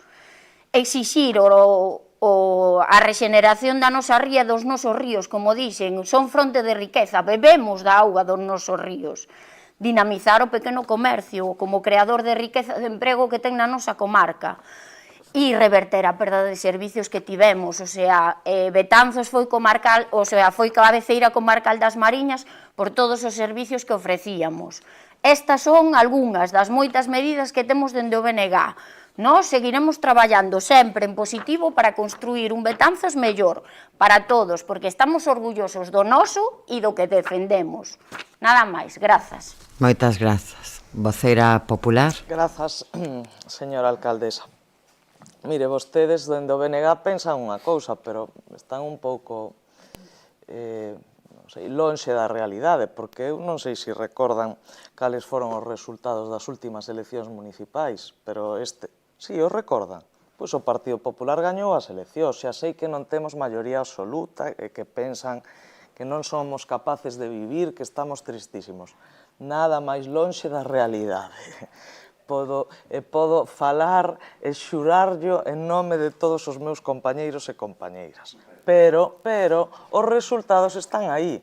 E os veciños de Betanzos decidiron que o Partido Popular gañara as eleccións. Polo tanto, alternativa polo de agora, máis que vostedes somos. Pero, bueno, non estamos aquí para estas disputas políticas, que estamos para tratar de mellorar e de construir, pois, alternativas mellores e de ofrecer colaboración e cooperación co goberno municipal actual. Cando falaba a alcaldesa do consorcio, dixen perdonar unha débeda, que decir, o consorcio reclamou na xustiza unha cantidade X por un motivo e despois non se chegou a unha sentencia firme e houve un acordo extrajudicial e nese ámbito da cantidade inicial calculada ata a que se vai a cobrar hai 3 millóns e pico de euros de diferencia. Son 2.900.000 máis o 10% dos intereses. No, pero eu explícolle ao que me refería eu, que igual non nos entendimos. El señor Fernández, que o Partido Popular votara en contra dun recoñecemento extrajudicial de créditos non quere decir que non quera que os provedores cobren. O que o Partido Popular leva dicindo moitos anos é que o que queremos é que os provedores cobren en tempo, en plazo, en forma. 30 días, que é o que establece a lei, non 2 anos, nin 180 días. Eso é ao que nos referimos. E claro, pois sí, unha vez, este grupo votou en contra, porque nos parecía xa unha risa o que estaban facendo dende o goberno municipal cos provedores, e yo dixen que estaban abusando deles. Non só que estaban financiando o concello, sino abusando.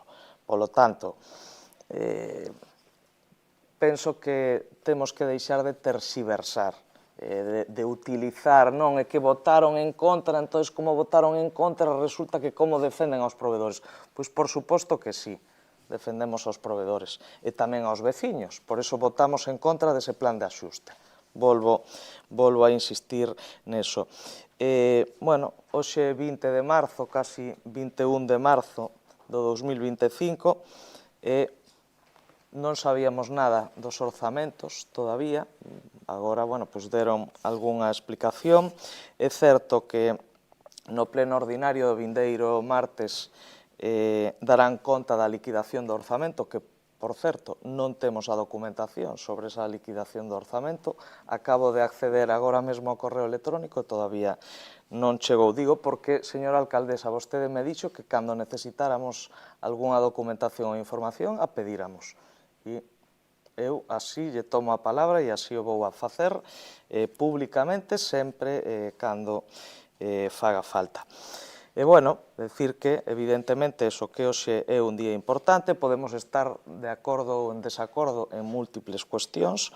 Nos o que intentamos sempre é traer alternativas e propostas que se nos ocurren o que pensamos dende o grupo municipal, pero moitas delas, eso non o deben de olvidar, son propostas, son queixas, son suxestións feitas polos veciños e veciñas do noso concello. Polo tanto, creo que a eles sí que teñen que ser o centro das políticas municipais, e o que non me gusta nada, e xa para rematar, é que os veciños e as veciñas, por mor da súa afiliación política ou da súa ideoloxía, reciban algún ataque, como o que recibiron algúns no artigo que fixo o Partido Socialista no periódico dos comerciantes. Ata onde non sabemos, entendemos que nos poidamos cruzar acusacións entre os partidos e incluso podemos estar acostumados a eso, pero o que non podemos tolerar é que porque alguén comparta ou defenda a ideoloxía do partido que sexa, un partido democrático, o que non se pode tratar de limitar a liberdade de expresión. Hai que pensar que os nosos veciños non teñen un pelo de tonto, cada un pensa o que pensa e cada un pode expresarse con total liberdade e poden ter espírito crítico e cuestionar. Eso non quere decir que haxa unha orquesta nin unha organización criminal no entorno do Partido Popular en contra do goberno municipal. Polo tanto, respeto para os veciños, independentemente do que digan, sempre, lóxicamente, sin faltar o respeto a ninguén, e de como o digan e a quen critiquen ou a quen cuestionen. Máis nada e moitas gracias. Moitas grazas, voceiro socialista. Ben, tiña aquí apuntamentos sobre as primeiras intervencións para volver a facer unha intervención tan extensa como a primeira, pero, como a alcaldesa tamén contestou varias cousas, vou a tratar de ser moito máis rápido. Sobre algunhas cuestións que xa respostou, pero quero incidir o tema do plan xeral. Non, decía o Bloque Nacionalista Galego que se confeccionou con falta de diálogo. Temos que poñerlo sobre tacrígrafos. O equipo redactor do plan xeral se reuniu ca corporación enteira, co Grupo Popular, co Grupo do BNG, por separado, sempre que así o demandaron, para a elaboración dese plan que se someteu a aprobación inicial no ano 2021.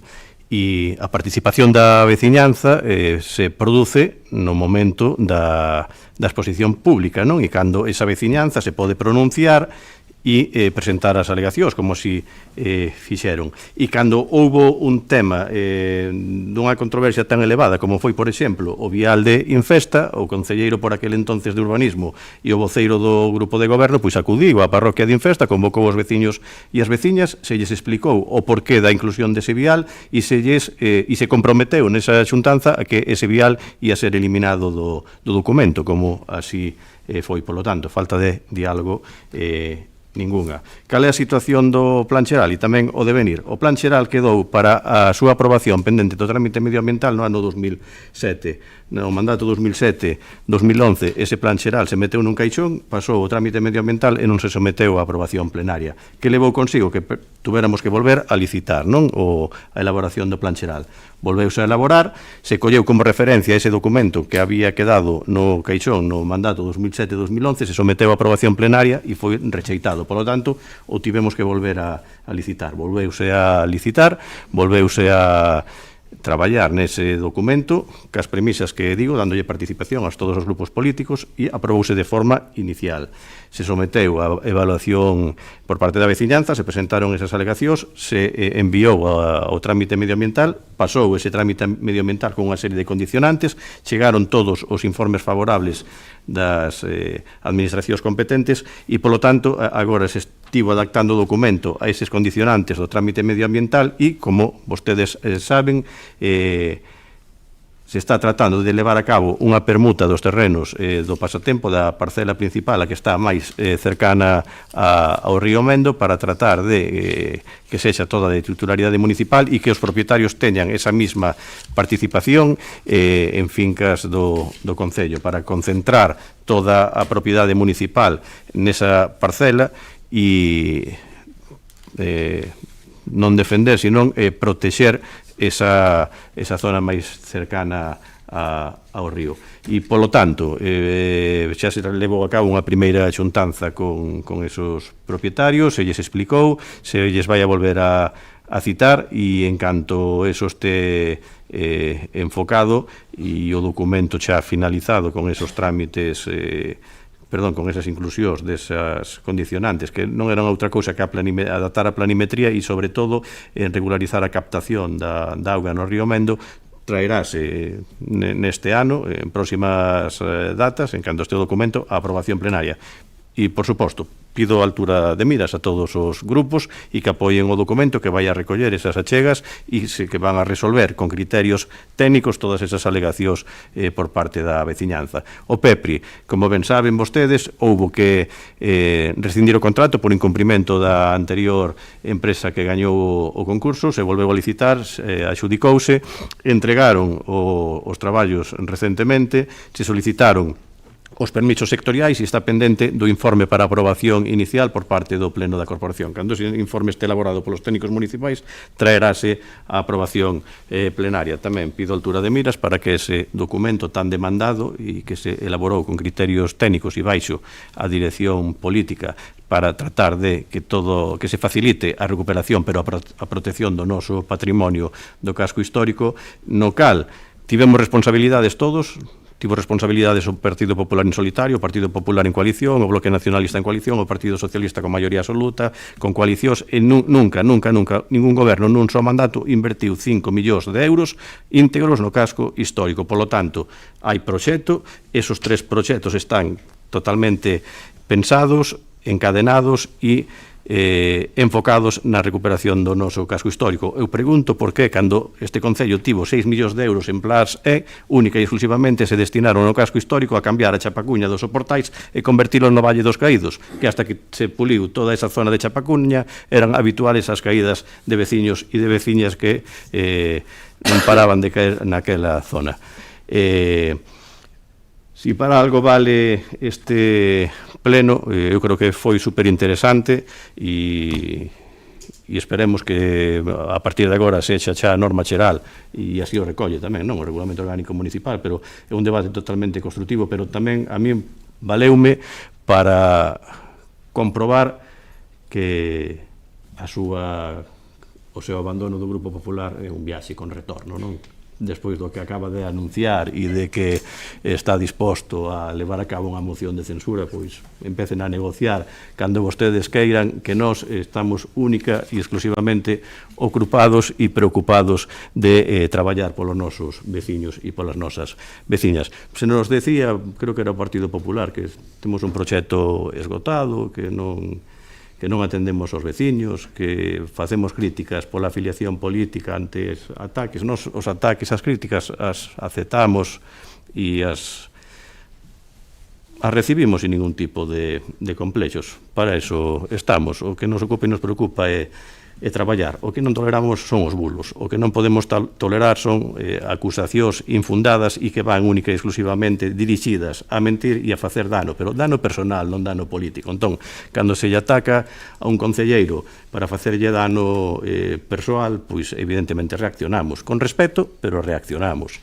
E non estamos esgotados, estamos coaccionados os 6, empezamos 6, estamos aquí gobernando porque, como decía, creo que era Mariano Rajoy, non, que os alcaldes e as alcaldesas los eligen sus vecinos, non, os vecinos elixen os concelleiros e os concelleiros son os que elixen os alcaldes.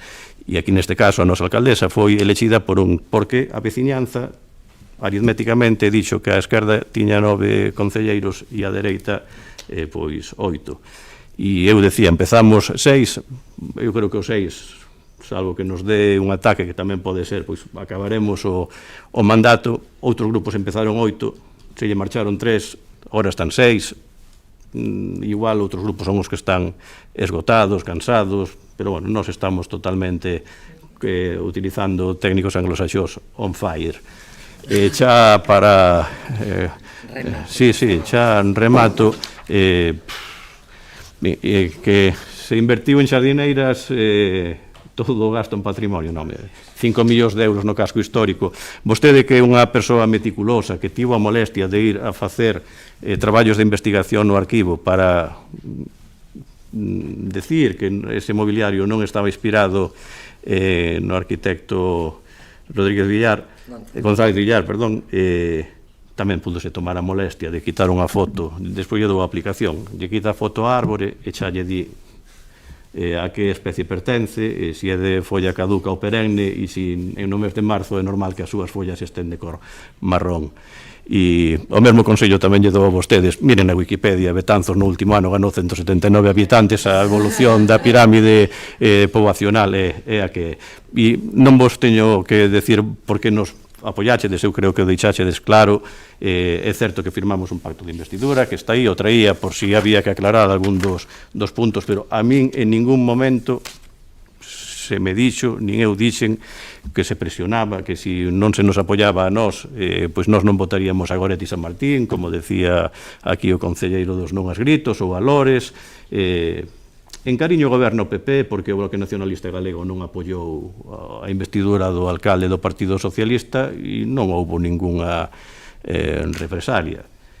O Partido Popular acaba de firmar unha moción de censura recentemente en Muxía para votar o alcalde do Partido Socialista e poñer a gobernar o grupo menos votado, o sea, non... E tampouco lle fichemos ao día seguinte unha moción de censura en Ribeira. E en Ribeira goberna o Bloque Nacionalista Galego porque unha escisión do PP apoiou o Bloque Nacionalista Galego, o sea, as cousas claras. Pero creo que os nosos veciños e as nosas veciñas o que lle importa, se temos proxecto para Betanzos, temos proxecto para Betanzos, vamos a levar a cabo estes proxectos na medida do posible. As obras e o proxecto do casco histórico non caeu dun guindo, están planificadas, se diron unhas directrices políticas que a través dunhos proxectos técnicos se están desenvolvendo. Resulta que a declaración de impacto ambiental de Altri é unha cuestión técnica, pero cando esas cuestións técnicas son en Betanzos non é unha decisión política. E si non estamos desconectados da veciñanza, o que si é certo é que non entramos nese... Si é que si ainda encima non me deixan rematar é imposible. Entón, si me deixan rematar, remato. Si, pero teño que contestar a 4 grupos. Entón, si queren non contesto, paro aquí e xa... Bueno, pois, o que dicía, nós non vamos a entrar en contestar a veciñanza nos ataques, nos bulos e nas desinformacións que din que antonte, os taxistas nos din, pero que nos dixeron que ibades facer isto, non. O sea, nos vamos con a nosa folla de ruta e non estamos desmentindo que resulta que mañán vamos peatonalizar dende Bicoca, que pasado mañán vamos a cambiar, non sei, paro xa porque xa é moita hora. Ben, rematou a quenda de intervencións, remata este primeiro debate sobre o estado do municipio. Non quero que remate sin 3 temas que quero mencionar. O primeiro é decir que todo o feito do que falei na miña primeira intervención, todo o que espero, que mencionei na miña segunda, e en xeral todo o que se desenvolve dende o Concello de Betanzos non sería posible sin, evidentemente, este grupo de goberno cohesionado que temos, pero a quen me quería referir era ao persoal municipal. A todos e todas elas, gracias polo esforzo, polo traballo, pola responsabilidade. Como en calquera colectivo hai de todo, como en todos, pero gracias. Non quería esquecer eso. En segundo lugar, xa non he ido máis de contestar a eso que dixo de escoitar os veciños, que coincido, é a nosa obriga escoitar os veciños. Intentamos abrir canles de todo tipo para escoitar os veciños. O mandato pasado creouse esa de WhatsApp para que nos fagan chegar todo o que consideren.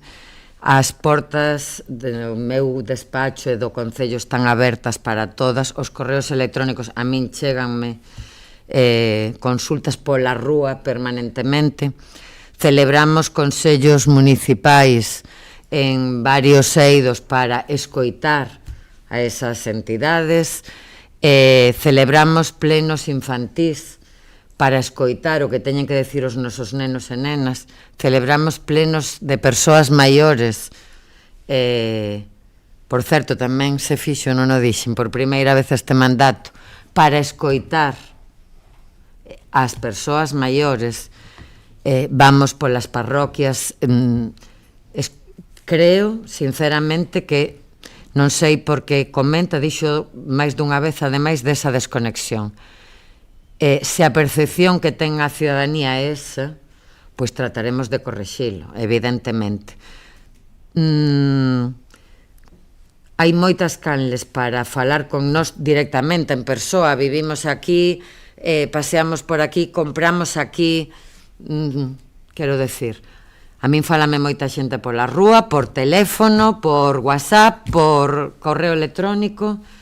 En cada actividade, en cada acto municipal que vou, a todos me falan, e traballaremos para cambiar esa percepción. Se así non me consta, pero vou non creer.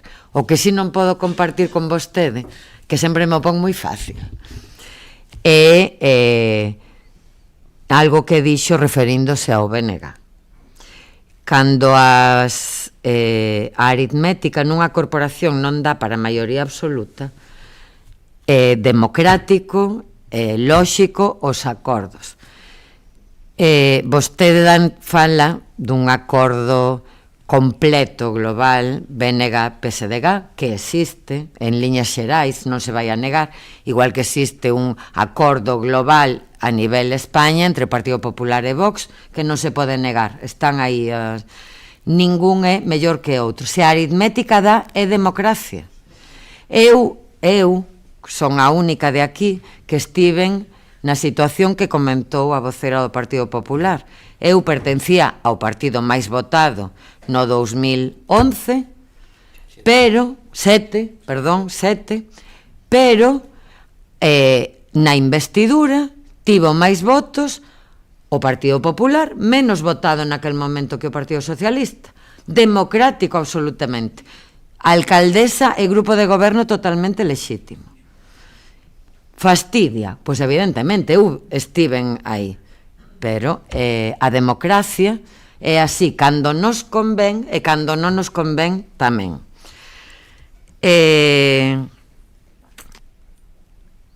Vou a rematar tratando de contestarlle tamén ao que me pediu. Vou a rematar dicindo que somos a Corporación de Betanzos, todos e todas. Debémonos aos veciños e veciñas de Betanzos. Eu creo na democracia, creo fundamental a labor da oposición. Estuve na oposición. Creo firmemente na oposición constructiva, que é a maioría aquí, por certo. Creo nas críticas, evidentemente, pois as diferencias ideolóxicas, as cousas que non saen ben. hai moitas cousas que criticar a calquera goberno de calquera municipio, comunidade ou estado, moitísimas que criticar. Pero creo que ese patriotismo a Betanzos debe ser sempre. E sempre, debe ser dentro deste salón de plenos, defender sempre a Betanzos por riba das siglas políticas, e non todos o facemos. Debe ser fora desta sala, defendendo a Betanzos por riba do calquera outro interese. Debe ser máis alá das fronteiras do noso municipio, defender sempre a Betanzos, o que Betanzos merece. Non máis nin menos que o que merece. Non máis nin menos que outros, o que merece. Sempre. Eso é ser patriota betanceiro, o que eu entendo por patriota betanceiro. Non é cuestión de pulseritas, nin de afiliacións, nin de nada. É de defender a Betanzos sempre, dentro e fora. E vou a decir que non considero que faltara o respeto a ningún veciño nin veciña de Betanzos. Algo que non poden decir ningún dos membros deste equipo de goberno. Ningún. Nin máis persoas desta corporación. Faltas de respeto persoais, non críticas políticas. Faltas de respeto. Vou a engadir algo. Xa o dixen aquí e vou non repetir. Antes de que empezara o mandato, eu tomei un café con vostede e díxenlle, porque o pensaba así, que en pre-campaña electoral e que durante a campaña sobrepasáranse liñas vermellas, e pedinlle como un paso atrás e un conter a crispación. Verdade. Nos primeiros meses de mandato do ano de maio, finais de maio, a finais de agosto, vou a decir, do ano 2023, sobrepasáronse todas. Non quero volver a citalas, todas. Naquel momento, digo yo así, non a eses veciños e veciñas aos que se refire. Naquel momento, que, na miña opinión persoal e institucional, se sobrepasaron todas as liñas vermellas que en o sentido común di que a política local merece. O respeto a os veciños e veciñas que representamos merece. E o concello do que formamos parte merece. Aqueles meses, algunha xente desta corporación, o Partido Popular, perdeu o meu respeto persoal e político, coas súas faltas de respeto aos veciños e veciñas de Betanzos, coas súas faltas de respeto aos veciños e veciñas de Betanzos, e coas súas faltas de respeto sobrepasando calquera liña vermella, persoais e institucionais daqueles meses. Non acabou aí. Houbo outras faltas de respeto, insultos, escritos, ademais, non só de palabras. E unha cousa son as críticas, outra cousa son falar de promesas electorais incumplidas, que podemos ter todos e que sí, existen. Outra cousa é falar de proxectos que todavía non se realizaron. Outra cousa é topar unha baldosa rota ou verdín ou ervas. Evidentemente, sempre as van a topar, sempre. Eso é unha cousa. Unha cousa é criticar unha decisión política. Pois eu non invertiría 5 millóns no casco histórico, ou mellor invertiríaos no outro lado. Dígano. Pero as faltas de respeto, repito, non feitas por este grupo de goberno, son intolerables. E volvo yo a decir, cando lle faltou ao respeto a Betanzos, aos betanceiros e as betanceiras e a quenes os representaban durante aqueles meses, e non estou a falar só do goberno nin da corporación municipal, que quede claro, estou a falar de betanceiros e betanceiras aos que se lles faltou ao respeto. Aqueles meses perderon vostedes, que non eses veciños, o meu, e aquí vou a falar en primeira persoa, respeto. Aínda así, procuro mantelo institucional. Procuro. Porque institucionalmente son moi respetuosos. Pero o persoal e o político, non. E cando non defenda a Betanzos, perdeu o meu respeto político. Porque non decir que Betanzos merece o persoal educativo que necesita é faltar ao respeto a Betanzos.